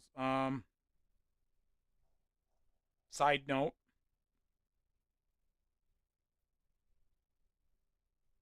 Each episode. There we go.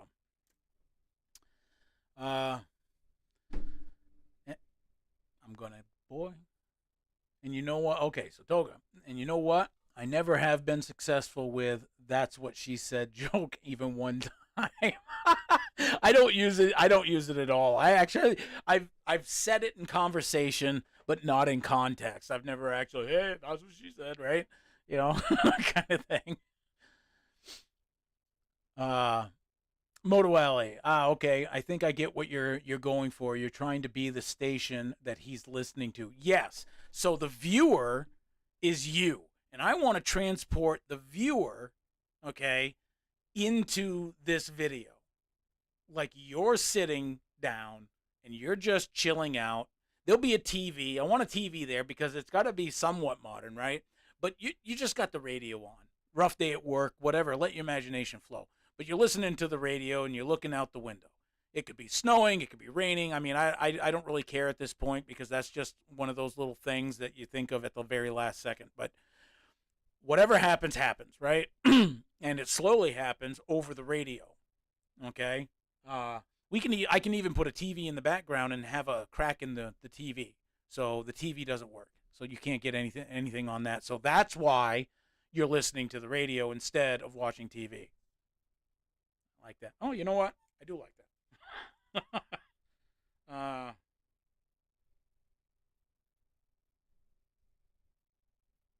there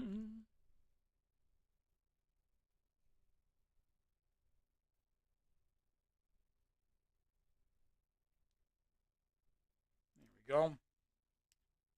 I don't think I'm going to do a fireplace. I think it'll just be external noise. Oh, I should write that down too.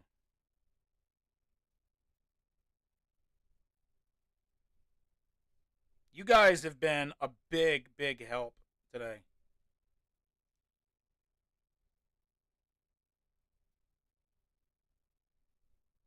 I'm gonna say it's ever changing because the external noise I want to change as it gets worse. So the external noise ever changing. Okay.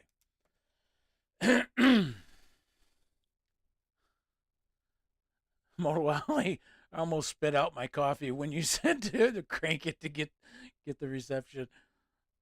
However you spell it, right? We get it. Don't waste the coffee, brother. Don't waste the coffee. Just keep it in there. Speaking English is my second language. Writing is my third. Si, senor. Toga. I can say the same for my Turkish, I guess.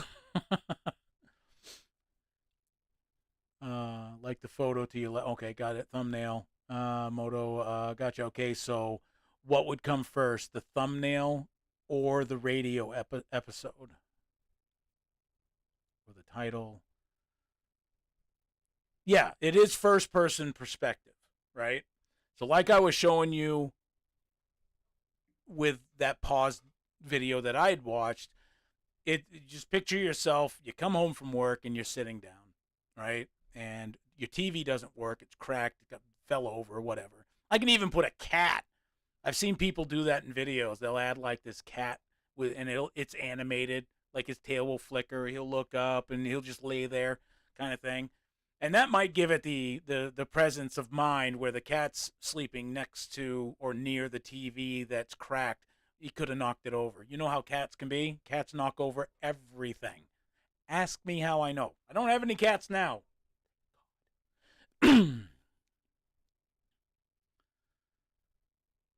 So what would come first? Um, that's a good question. I'll come back to that in a second. Radio is cool. Like from A Christmas Story when they would listen to the old school radio. Yes, so, kind of like that.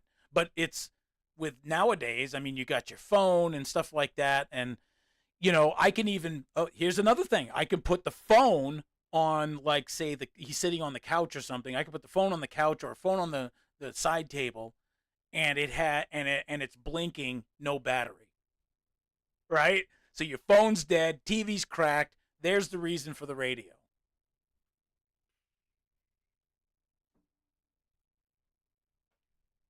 All right. Maybe the window could be open on the room he's in, and a random helicopter flies over or something, or sirens go off. Exactly. So, um,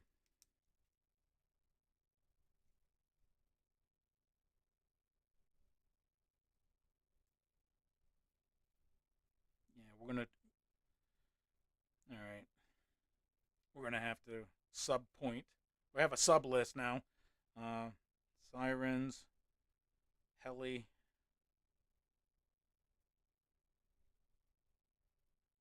I'm gonna put zombies because eventually that will be heard, right? Um, but first, normal traffic.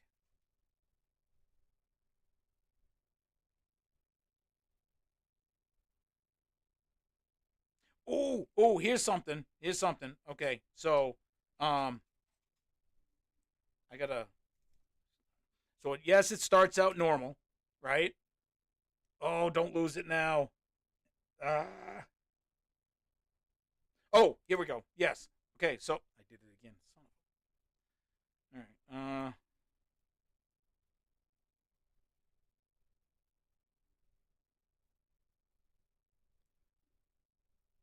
So episode one.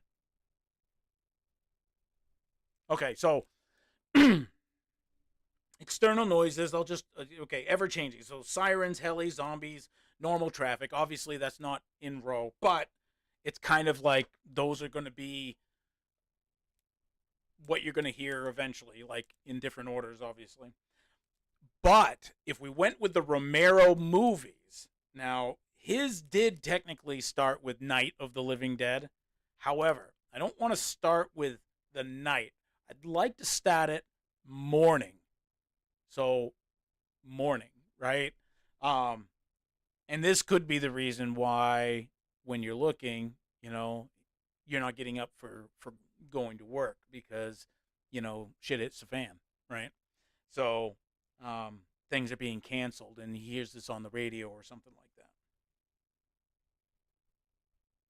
If I was really good at doing this, it would be like somebody going like this, looking at. Here we go. Somebody like this, looking at your phone, right? And little YouTube videos popping up, but that's too in depth. I had a KISS method. Keep it simple, stupid. Focused at me.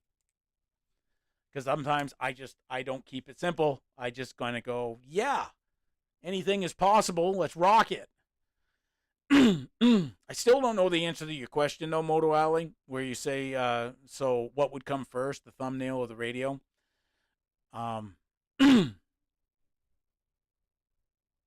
Probably the thumbnail. I would say the thumbnail, right? And then it would just bleed into that, bleed into the episode.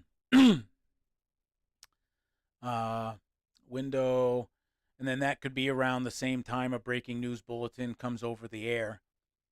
Right, like what would you think? Like, and Toga, Moto, anybody here, you can chime in.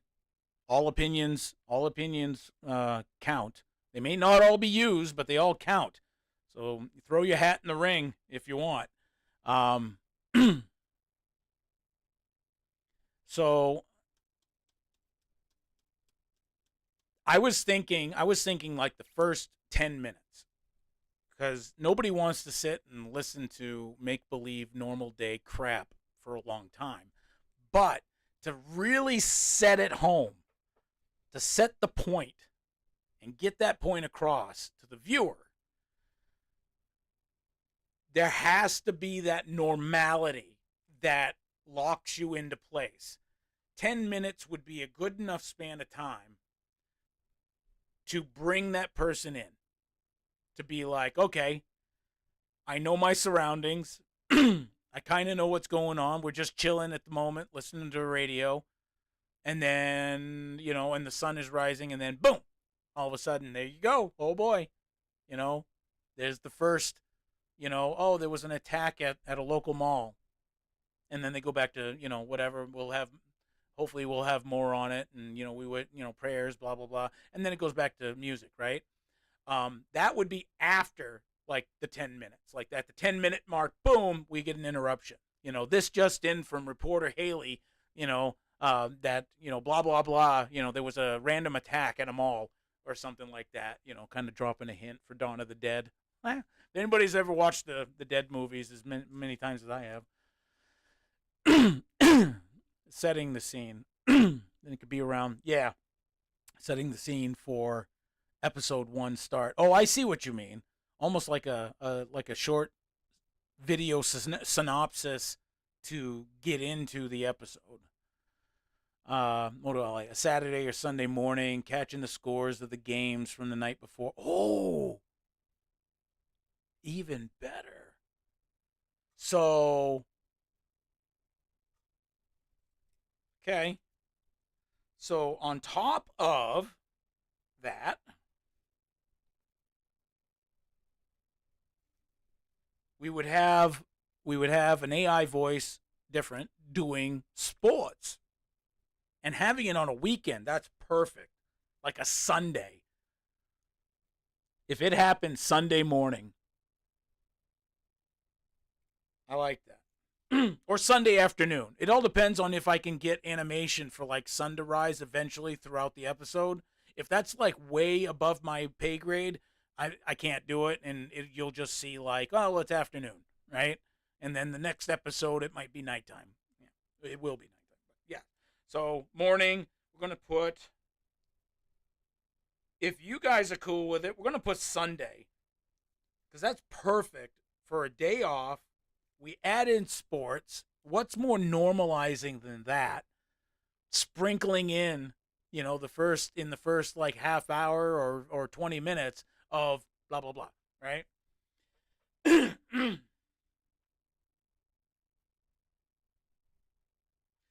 Probably wondering why I want to do it in this format, though. And why YouTube? Why not just do like a radio podcast or whatever and have this done? Because because I've dealt with insomnia since the military, since I got out. I have not had sleep, and I cannot get sleep unless I'm medicated, unfortunately. But these videos, their intent, albeit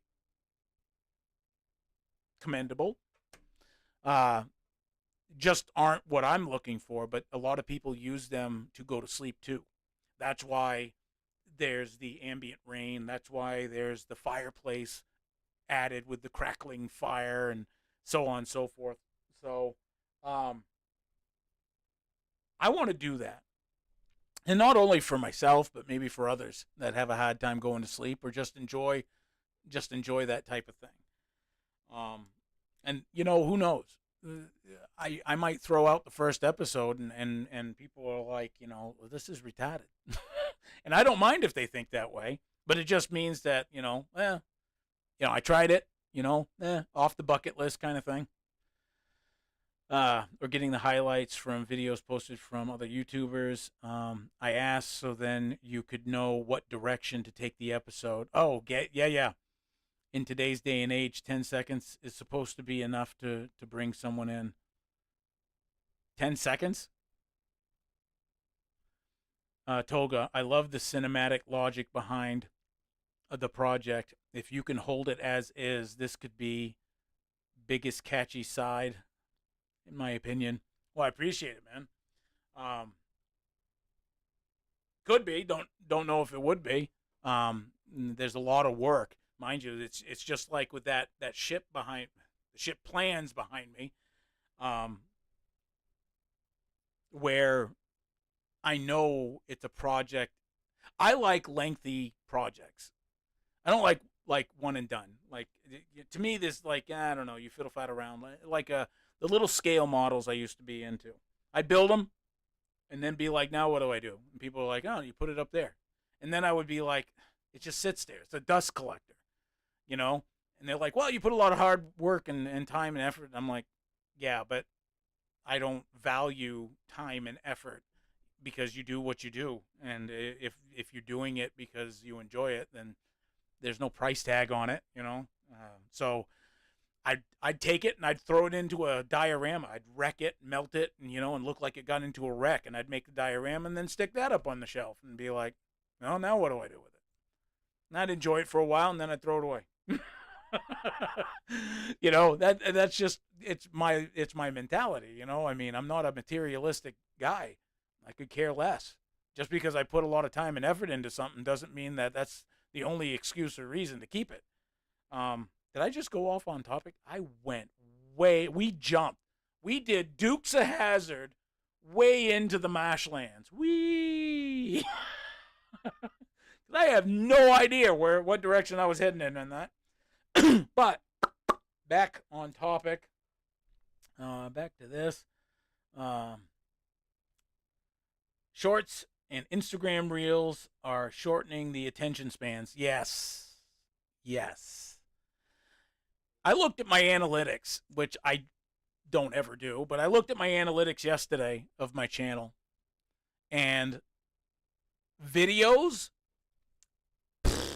Okay, so I don't have a lot of videos, but the videos I do have, if I was to do this and think of like, oh, I'm going to make a job out of YouTube, which I never will. But if like, oh, I'm going to make a job out of YouTube, I would look at my analytics and say, I'm never doing a video again. Because the stats on videos are horrible. However, the next up would be lives. And at least that's marginally better. When we're talking views, likes, comments, things like that, videos suck. Like, it's in the basement, sub-basement, right? Then you have lives that do okay. Not great, but they do okay. And if you use that as the norm, then shorts are like, okay, so an average short I get on my little channel usually is like 1,500, 1,400 views, okay, for a 15-second short. Shorts also bring in subscribers, and I don't know why. So, but that's what the analytics were telling me, and it's really the getting into the behind the scenes and stuff. That was really kind of cool for my channel, but it also made me think maybe I shouldn't be focusing on videos. Maybe the true breadth of this channel is reaching out to the community and doing this and having a good time, chit chatting, BSing, whatever you want to call it. I think that's where it's at. I think videos for me are like a dying thing. Shorts and live seem to be, for my channel, way up there. So it's kind of interesting to kind of see that, because it used to be years ago, right? Because YouTube started what, 07, I think, something like that. That videos were it, right? There was no people judging. Well, it was a 30-minute video or an hour video or a 5-minute video. Nobody gave a shit at the beginning. So, and there I go again, off on a tangent. If you ever played Project Zomboid, actually its atmosphere absolutely matches with this idea. Tolga, I have Project Zomboid, and yes, I have played it, and yes, I do not last long. I am always in sneak mode, which realistically, yeah, you probably would have to be. But my character's constantly bent over, and just even in the house that he's protected, he's like sneaking around and being quiet and stuff. It's funny. It's funny you brought that game up. I actually could I can live stream that game at some point if anybody wanted to see me die.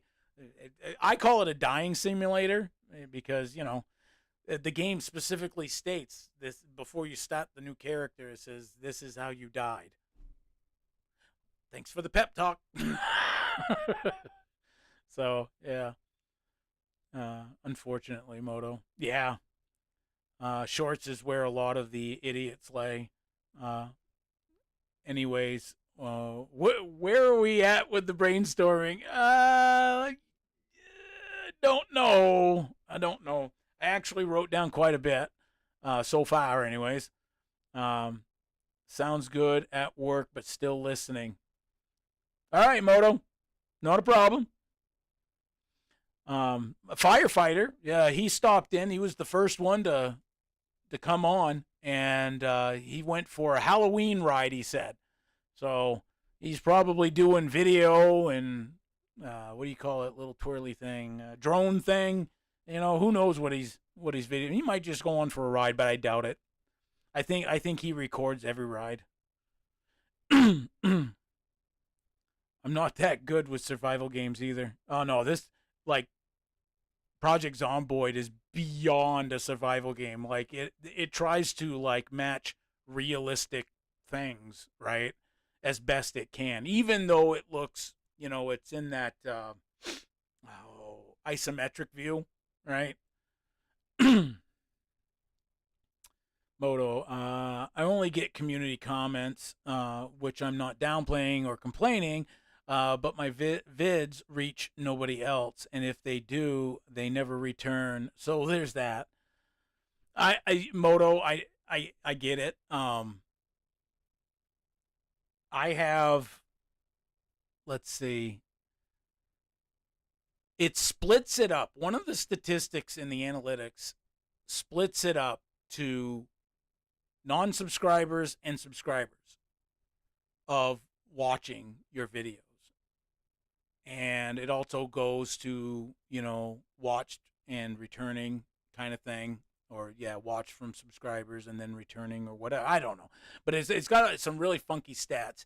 But the other one there, for me, it's literally almost 50-50 for returning subscribers and subscribers watch hours. So I thought that was pretty good because a lot of people will mention that in their videos, which I think is tacky, but a lot of people will mention the fact that hey, and if you could like and subscribe, and I don't do all that crap, but if they're like, hey, if you can like and subscribe, that would be much appreciated. Oh, and by the way, I've noticed that 90% of the ones who watch this are not subscribed. So why don't you hit that subscribe button? To me, that's crap. It's like, arms for the poor, arms for the poor, selling pencils on the sidewalk or whatever, but it's like, come on. You're begging for subscribers, and I just think it's tacky as hell. Opinion. What's the actual topic of the first? Oh my god. Community comments is where it's at. Yeah. Combining communities like we are all will bring more members. We got this, bud. No doubt. No doubt. Um, I like seeing the community grow, but not at a fast pace. I like getting to know people. I like talking with people. Um, I in some aspects I feel bad. I feel sorry for not only the YouTuber, which I'm being generalized here, uh, the YouTuber and its community when they do lives. And again, I'm not speaking anything specific, just generalizing that I've noticed of different people doing live streams that have hundreds. Okay, and yes, there's some like Patrick Bet David or something like that, PBD podcast. He's got like tens of thousands of people that go onto his live stream. They're not going through comments, right? They're live and they're talking, and that's it. They're not actually engaging the audience. Nah, but then again, how could you? How can you engage tens of thousands of people that are asking or making statements or whatever? That's near on impossible. So I love and appreciate and really dig the smaller community aspect. Even though, yeah, it's great to see it grow and have more friends and stuff like that. Come on, but having a small one, this is the communique we can have.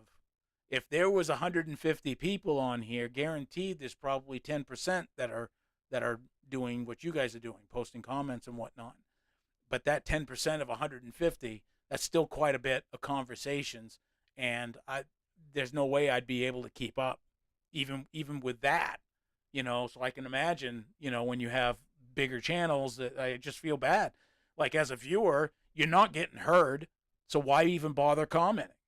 Because they're not going to read your comments. They don't know who you are, and they don't give two Twinkies about it. And I feel bad for the YouTuber because they're totally missing out of the prime purpose of a live stream and the engagement aspect of it. So that's just my 2 cents. You're getting a lot of my 2 cents today. Sorry.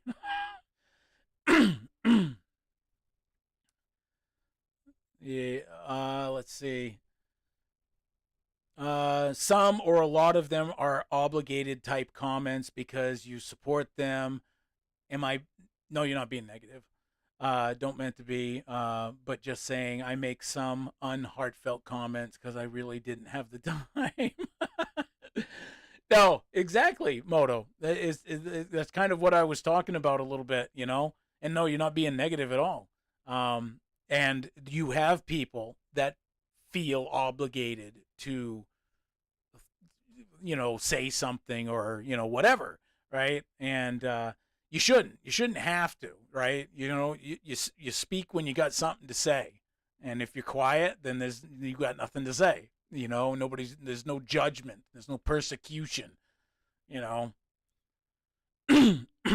Topic of the first episode of your radio station. Oh, I knew that.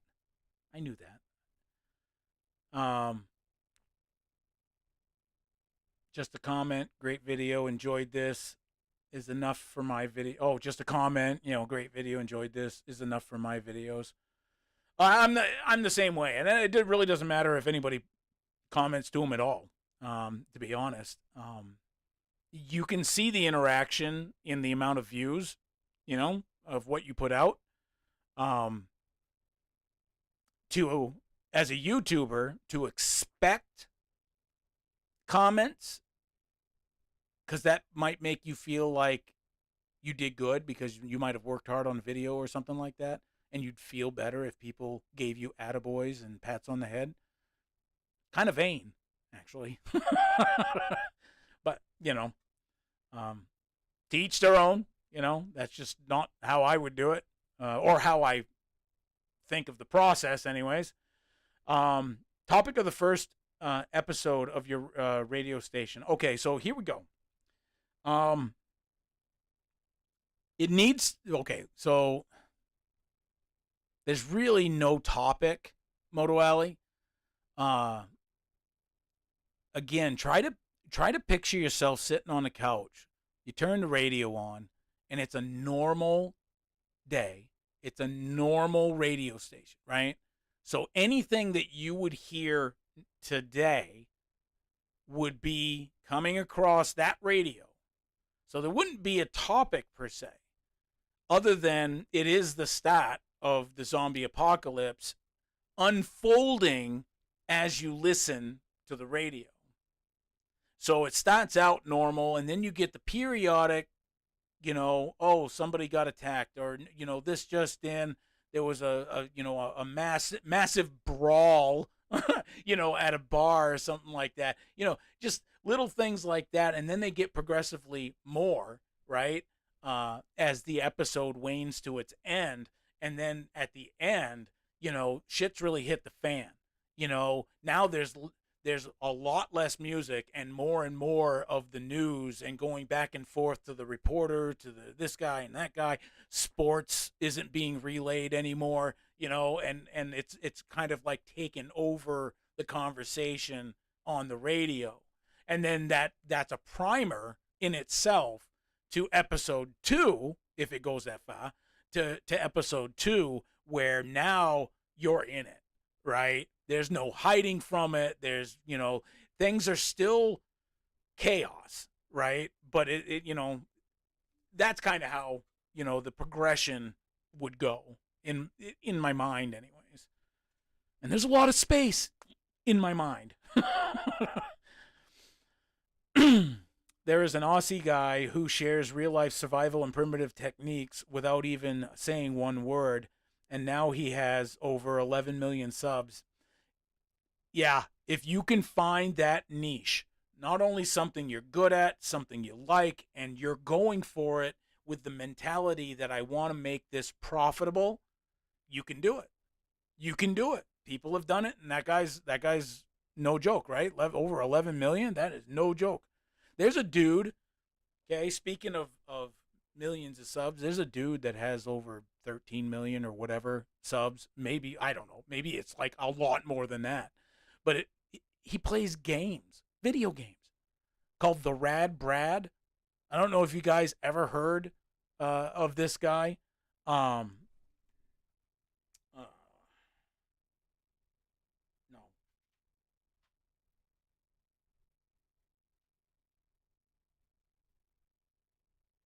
There. That's his name. So, I mean, you could look him up on YouTube. I suppose I could probably do that, but I'd get more confused. But the Rad Brad, he makes, that's his job, to play video games. Can you imagine?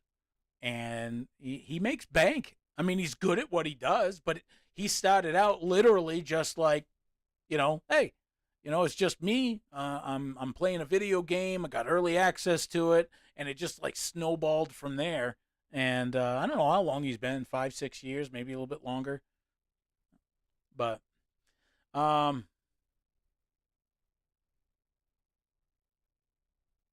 Tolga, the channel I'm talking about, Primitive Technology.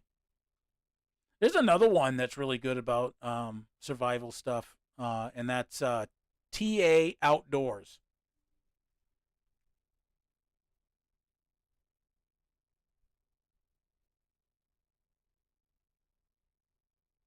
I believe that's the name, DA Outdoors. He's really good too. Motobomb. But some I make detailed comments and really mean them. Like when you get the nice ride along comment, and nobody even watched it, right? I just don't want to be phony, or yeah, vice versa.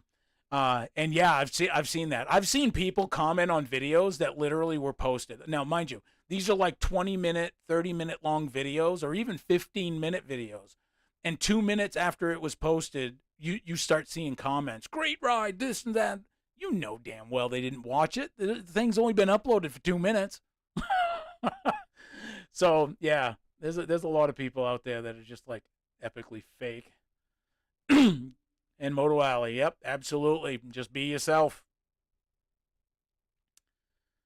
Uh, did I make any sense? Yes, you did. It's hard to text and tell what you mean sometimes. Yeah, no, absolutely. That's another thing. People take text messages or comments the wrong way sometimes, only because they could be easily offended, or whatever the case may be. Not that it's always a bad thing, but I mean, you know, somebody might read something and be like, oh, what? What did you mean by that? And get all like offended or whatever by it, and it's like, piss off, dude. Whatever. Moto Alley. I did a video a while ago on why I prefer small channels. I think I remember that.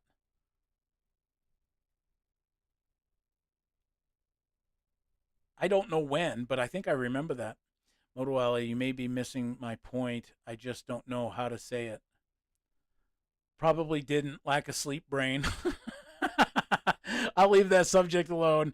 Digging a hole here. No, no, no. Well, if you are, then we'll all jump in it. That's what family does, right? if one's going down, the hell with it. We'll all go down. uh, Moto Alley is all good. Moto Alley, you're a Redskin fan. What if some breaking news where there was an attack at a Redskins game, or they report about an attack at last night's game and someone jumped on and bit another? I like that idea.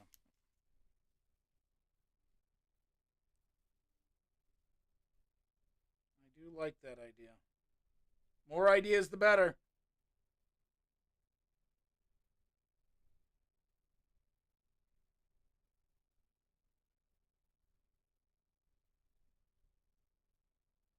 Hey, you know what? Gives me an idea. I could put Redskin stuff, hanging up, or like a Redskin blanket over a chair off in the distance or something like that, and make it so that, okay, whoever's watching is Redskin. I'm gonna make everybody a Redskin fan, and I'm gonna blame it on Moto Alley.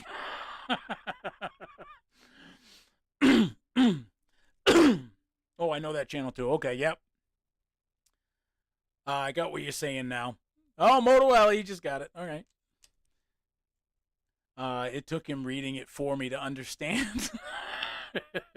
Hey, if I could help, I'm glad I could do it. Texting sucks, and no worries. Yeah, texting does suck. I stay away from this mobile device as much as I possibly can. Um, I didn't grow up with it. There were no cell phones when I was growing up. It was your imagination and you, and that was it. Yeah. Of course, you had your friends, but your friends weren't around 24/7. So, yeah, there was it's definitely different. I would love to go back to pre this, when we were riding our BMX bikes, and yeah, I even rode bikes that had the banana seat and the bent handlebars, and stuff. I rode I did skateboarding too on a banana board, believe it or not. And these banana boards were skinny. They were skinny, and that's what you learned on, man. You wrecked more than you rode, but that's how you learn. uh, maybe they make it spin like a pandemic at first. Ooh.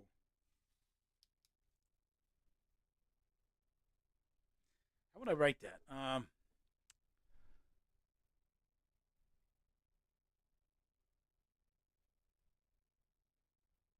Okay. So we can do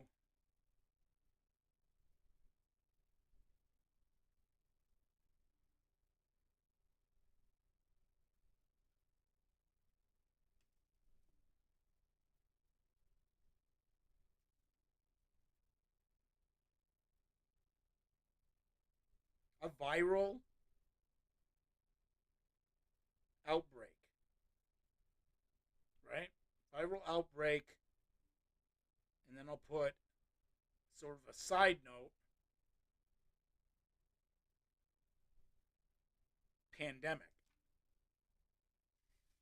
See, just let you know that was all blank at the start of it. So love the ideas. Constantly straighten handlebars on the old Huffy. Ah, yeah. Never got a Schwinn. Since riding bikes was like a big thing, when you and I, Dean, growing up, um, I was able to get my hands on a Schwinn, but it was busted. Like the brakes and the brake lines, all that needed to be replaced. The chain and everything, right? It only had, I think, the first one I got only had one wheel, and that was bent.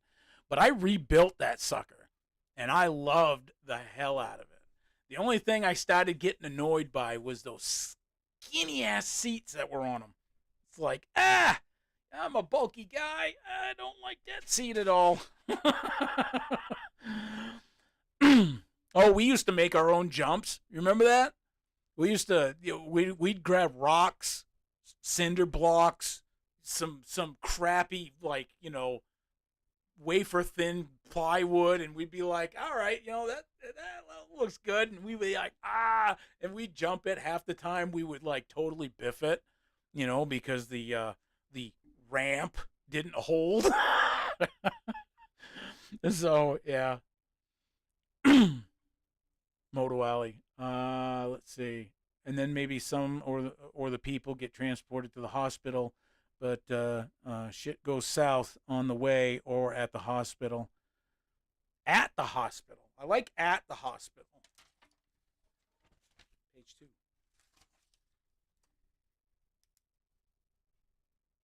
Okay, so we're just gonna call him injured. We know better. I did it again. I'm headbutting this friggin' microphone. Uh,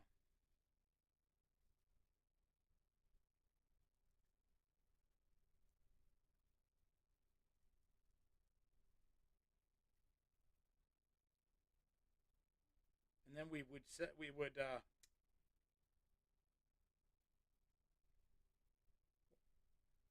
I'm gonna put spreads faster as a sub note to the injured go to hospital, and then it just, I mean, you would think because of the amount of injured that's coming in that that's ground zero, like it's just gonna manifest even faster. There. Let's see. Moto Alley says, had a bike growing up where the frame was found at the local dump. Added handlebars, rims, also found at the dump. Rode that shit out of it for probably 10 years. Isn't that like the best time though? People don't do that nowadays. It's like they don't want to work for it. They don't want to learn. Like, my God, everything we did back then was learning. We were like, how can we make this benefit us? Right? When you looked at that rotten bike and you were like, I can get that going. I bet you I could do something with that, right? And then your brain starts working and you're like, yeah, it just needs this. Well, I've never done that before, but let's take it apart. Oh, that's how it works. And then you just ask me how I know, right? I was always taking things apart. Sometimes I couldn't put them back together again, but hey, I'm human. Hell yeah, I still remember it. We all do. Yeah, absolutely. Like it's cool. It's cool to have those type of memories. Unfortunately, kids nowadays they don't.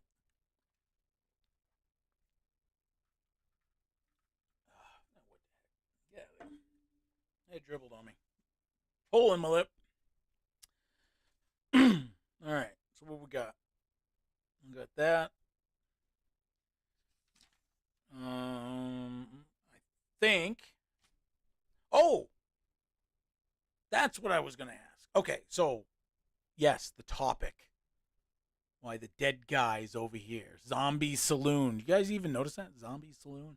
It's not the Outlaw Saloon today, right? Uh, the radio story. Maybe it could happen in a city that rivals the Redskins. Hmm.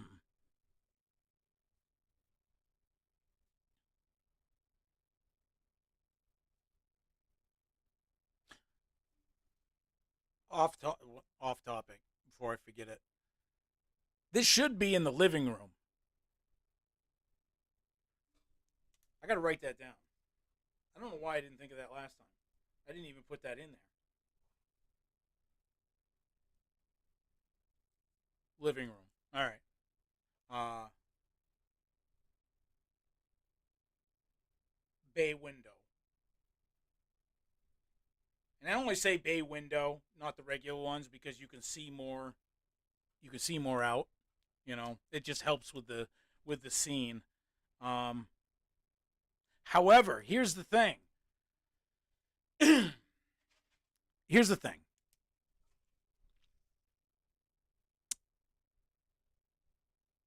Should it be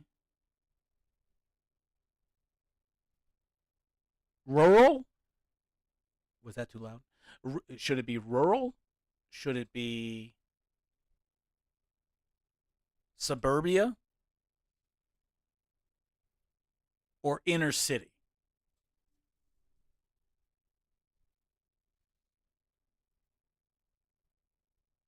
Moto Alley says this is just brainstorming about the radio report that comes in. Yeah, absolutely. That's why I'm writing it all down, because then I can pick and choose and put things in the right place, or like that made sense at first, but it doesn't make sense, and then huck that, add that, and do all sorts of like stuff to it. But bay window living room. That's the question. Hey, you know what? Let me see if I can do this here. Apparently I can't. How come I can't? Starts in the city, but goes south.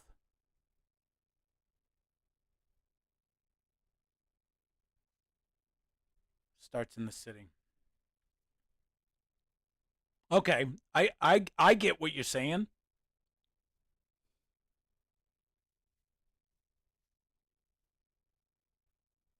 Yeah. Okay. So here's the thing. This is where we got a split in the road right here, and this is where I want everybody's opinion. Because Moto Alley brought up a good point here with his comment, um, where he was like, "Oh no, his opinion is start in the city, but then goes rural, right?" Um, should we should we have each episode? Bear with me. Should we have each episode stat in different places from different viewpoints, perspectives? Oh, I know, Molly.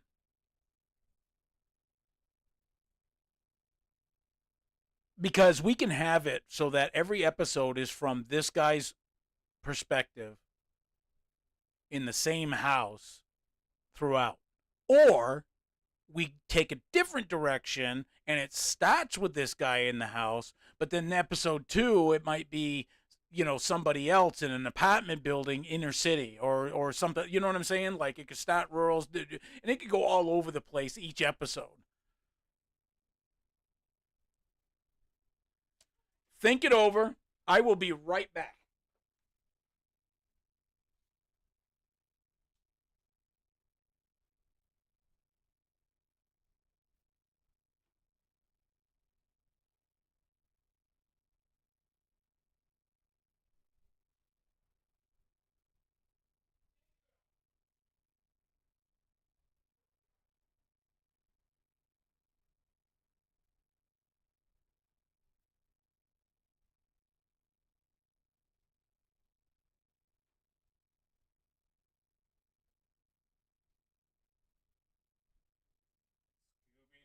Doobie, doobie, doobie, doo.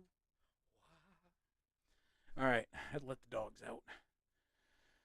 Probably warmed up though. Let's see what the. Yeah, it warmed up. It's 54. That ain't bad.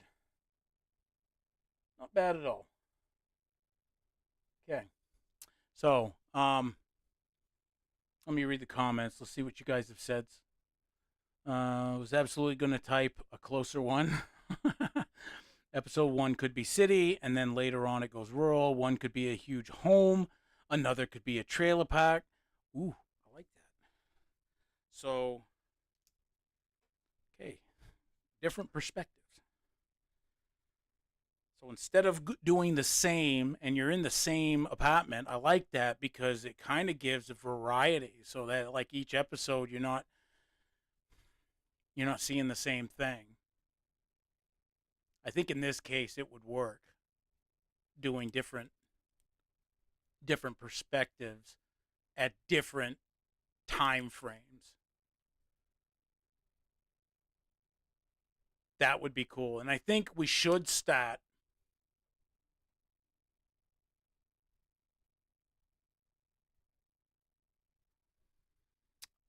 to make it to ease it in. If there's going to be possible more episodes to ease it in, I think it would be good to start it quiet. So definitely rural first. Start rural first because it just kind of eases it in. It's a relaxing Sunday, right? The radio's on, maybe there's a book on the counter, like you're just reading, you're just like taking time off, right? Maybe you don't even have a TV, who knows? Um, but then, at the end of the episode, like it's really getting bad. Say episode 2 takes place the third floor or second floor of an apartment building inner city, right? So that the sound effects of outside are like way worse than the first episode because now it's like at the beginning, right? It's not just sporadic little news things, right? So now it's at the beginning. And then, like you said, and then switch it up. And then, like, episode 3 would be like a trailer park, from a trailer perspective, looking out over the field or whatever. And you'll see the windows has like maybe a couple, flat boards, like 1x6s or something like that going across, and you can see movement, out there in the moans and stuff. Because by day 3, it's nobody's running around and doing stuff. All right, so what do we got? All depends on how much you want in each episode. Okay, well, on that comment, all depends on how much you want in each episode. Well, here's the thing. I want the episode to be minimum 1 hour. Minimum. I don't care if it goes over. I'm not looking for exact 1 hour. Like if it's 1 hour and 5 and the next one's 1 hour and 15, I could care less. But I want it to be at least an hour. So there's a lot that we could do and pack in that hour. Mind you, I've already explained some of my goals for why I'm doing this, and it's more for like people that just want to put on something that they like, and it's mind numbing kind of thing. But it's kind of cool and interesting, but you can go to sleep to it at the same time. Or it could be background, right? So that's the motif. So it's not something I'm looking to, have like an acted series kind of thing. It's just basically as simple as that. Radio station style. Yep, absolutely. So it's all radio. Each of the first 3 or 4 episodes could be a backstory or something. Oh, that'd be kind of neat. Radio in the kitchen while eating breakfast, and it's all going to be, yep, that's pretty tough. It's got to be like a cross between radio station and podcast. It kind of is because the the DJ the DJ uh, is your primary voice. So it goes from a syndicated radio station because that's what they are, right? So it's licensed, official, whatever radio station. And then after a few days or whatever, now it becomes sort of like an outlaw radio station where it's being held together by generators and baling twine and thread and just a hope and a prayer that people are still listening, right? So there may be like some crackly tunes or whatever mixed in that aspect, days later, but you know, aha, firefighter. We were just talking about, no, we weren't.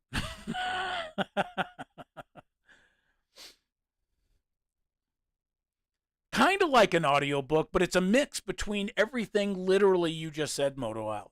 That's what I can kind of envision it. Now that you've mentioned it, that's what you got radio station, you got podcast, you got audiobook, and you take all of that plus the visual and you mush it. And that's kind of, that's what I'm going for. Toga saying hi to firefighter. He just got back from a Halloween ride. Obviously, it was safe. He's alive, so that's good.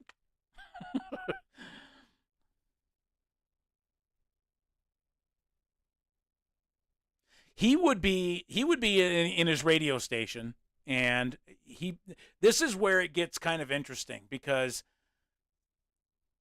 I would assume there's only so many episodes we could do before the generators run out of gas.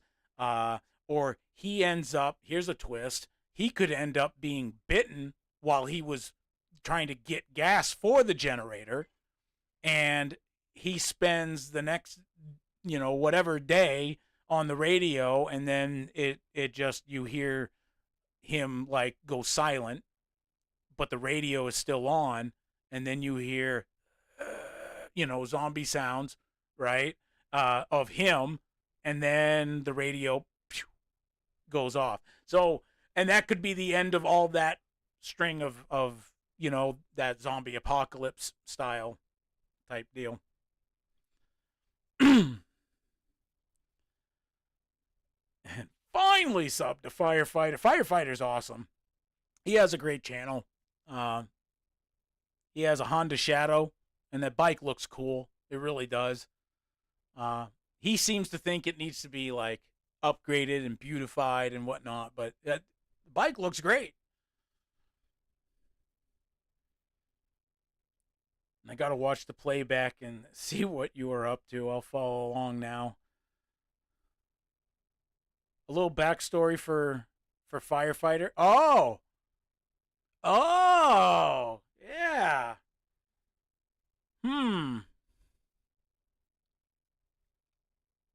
So if we're statting rural, maybe we should have it so it stats at Firefighter's house in Tennessee.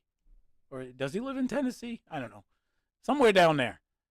We can make it Tennessee.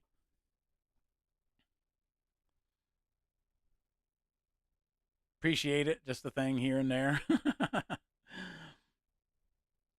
Rascal, that's not what you were saying 5 minutes ago. But yeah. No. Virginia. Oh, yeah. I knew that. So, anyways, Virginia. We could have it stat in Virginia. No. I meant where. Where are we at? Oh, hold on. Okay. So, where we're at, we're trying to figure out right now. We've already decided that it's not going to be in the same place. It's going to be in multiple places. But now here's the thing. You brought up another good point. This is why I like brainstorming. He isn't going to last much longer. And if we randomly slap a demise on him, like a random bite, like I said, going out for gas to fill the Jenny, that would be the end of those episodes. However, we could continue the story, so to speak. I'm getting ahead of myself. Hang on.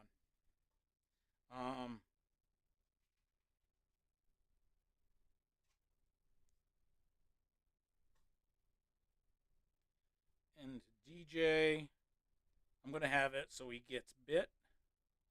It might change, by the way. Gets bit.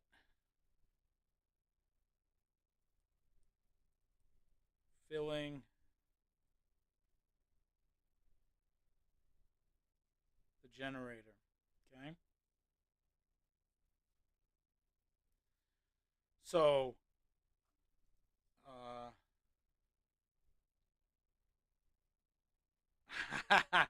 we could call it a season. How's that? Season 1 ends when the DJ bites it. Okay, season 1 ends. Okay, so now if we were to say, okay, there's 6 episodes, right? Let's just say whatever, and we do this, and it comes out all right. Well, we can restat it by now doing like recorded audio tapes, right? Almost like a diary, like an audio diary that might be found or whatever. You know, different episodes can be like that in different places where, you know, you find the cassette tape or something. Yeah, I said cassette tape. Sue me, okay? It's just, you know, we've been talking about like the 80s, so, you know, whatever. I still miss my cassette tapes, actually. I have one left, and it's a Metallica cassette tape. Let's catch up. Thing, brainstorming, definitely got to have to see what you were up to. No, you don't. No. Dude, it has been one big bag of crazy from the get-go. Been a fun ride, though. He wants to create a radio-style series for YouTube about a zombie apocalypse. Absolutely. You know what? That was actually worded perfectly. You must have like enough coffee in you where now you're starting to click, Moto Alley. I'm a fan of Rascal and a fan of Bending Zombie Apocalypse, so I'm in. Ah, sweet. We knew you'd like it. We knew you. Yeah. Opening scene is a visual where from first person, someone wakes up, turns on the radio. Now, mind you, we have notes. Okay? We have notes. This is not something that'll be popping up like tomorrow. This is something that I wanted to work on for the channel as hobby project. That was it. You know.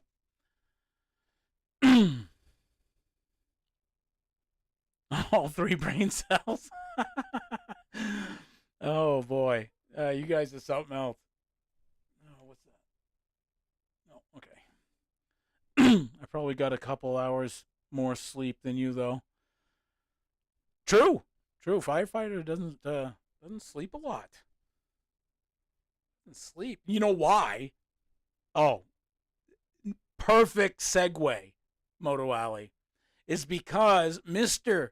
Firefighter, sir, keeps drinking nasty crap, like energy drink, Red Bull crap, which is not good for him. What are you going to do? You going to come through the camera? Come on, let's go. He needs to switch to like tea or Gatorade. There's nothing demasculine about that.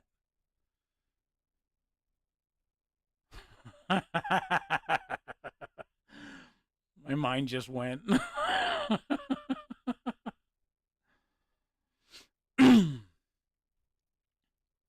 South. Oh, I got South Oz Moto on board. He left the community post on it. No more Red Bull for him.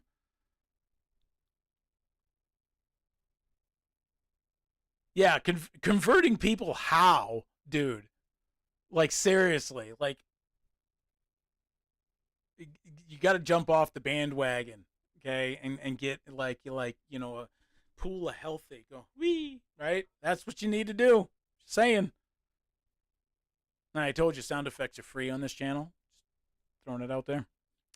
What if someone who drinks energy drinks in the morning and while they're listening to the radio, something in the energy turns them sick?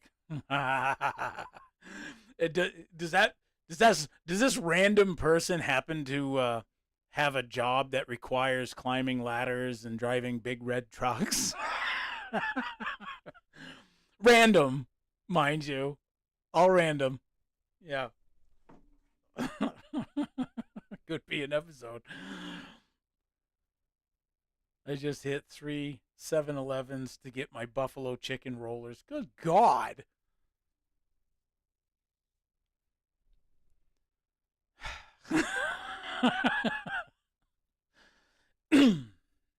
Yeah. How many times do you hit the gym? And I'm not talking just driving past it. That doesn't count. I'm just saying. Monster, even if I knew it was my ultimate demise in the zombie apocalypse. What? Come on, really? And that is how the apocalypse happened. Yep, right there. There you have it, sports fans. He went from saving kittens from a tree to eating them. So.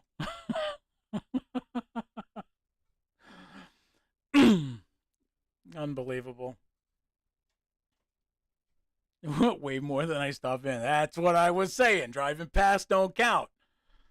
Because you do mention on your stream, that, you hit the gym, right? To be honest, the last time I hit anything gym related was 2019. And I was on a schedule of 3 days a week. Now, mind you, my back was not even operated on at this time. So I was still dealing with lots of injuries that were just not taken care of. But I was like, so what? I'm not going to let it stop me. So I power headed it through. And I got a membership at the Y, which is not too far from here. And I was doing 3 days a week, 2 hours a day. First hour was cardio. And then the second hour was muscular, and I'd bounce around from, legs, arms, core, whatever, and make sure I had that day off to recuperate, and then hit it hard again, day off, recuperate, and so on and so forth.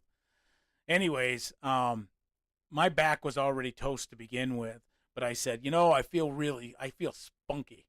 I'm going to hit that squat machine.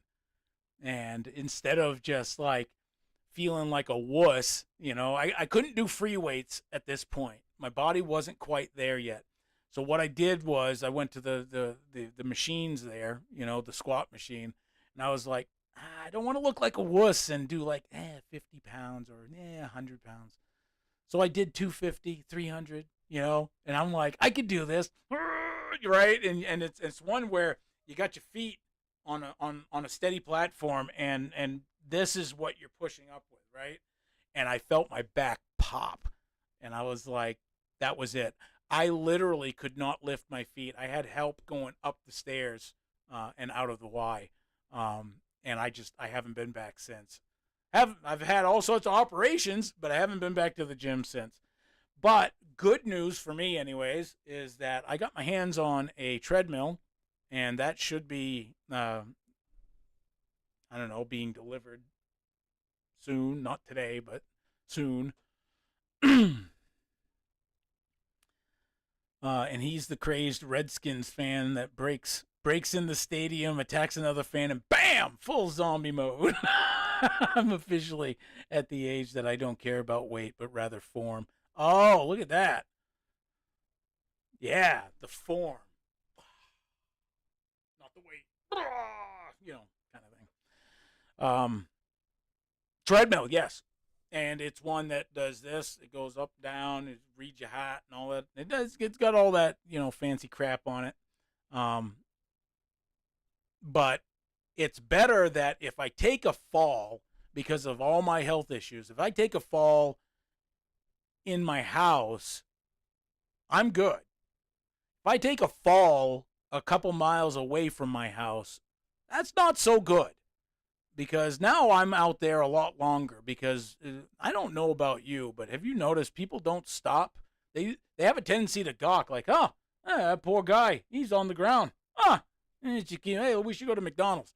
And I mean, like, people do that. They don't stop and be like, oh man, the guy's on the ground. Oh, let's go see if he's okay. Nah, people don't do that. Not from what I've seen. I mean, there are some, obviously, like I have, and I know others, would as well, but it's not as common as it used to be. Kind of like sense. It's not common as it used to be. Common sense. You're also at the age where if you get out of bed wrong, your back goes out. Oh, yes. Form as in the proper form of lifting. Yeah. I don't even know if I had form, but all I know is that that was the last call for my back to do anything like that. Now I can't even hunch. I can't even hunch over. So maybe that was a good thing. I got the rods in my back go from the base of my neck to the below my hip. So I have this much of my real back left, just above the at the top of the lumbar, and that's the only mobility I have. So yeah, ignorance is bliss. Yeah. People are more liking to videos you falling than helping you up. Just really depends on the area. Yeah, yeah, I get that too. Too much sleep, moto, and my neck will hurt. Oh yeah, because you have I mean, I don't know about you. I'm not saying you personally, but people have a tendency if they sleep really hard, they'll sleep in the same position, and boy, whew, you get up and you're like, oh, I'm stiff.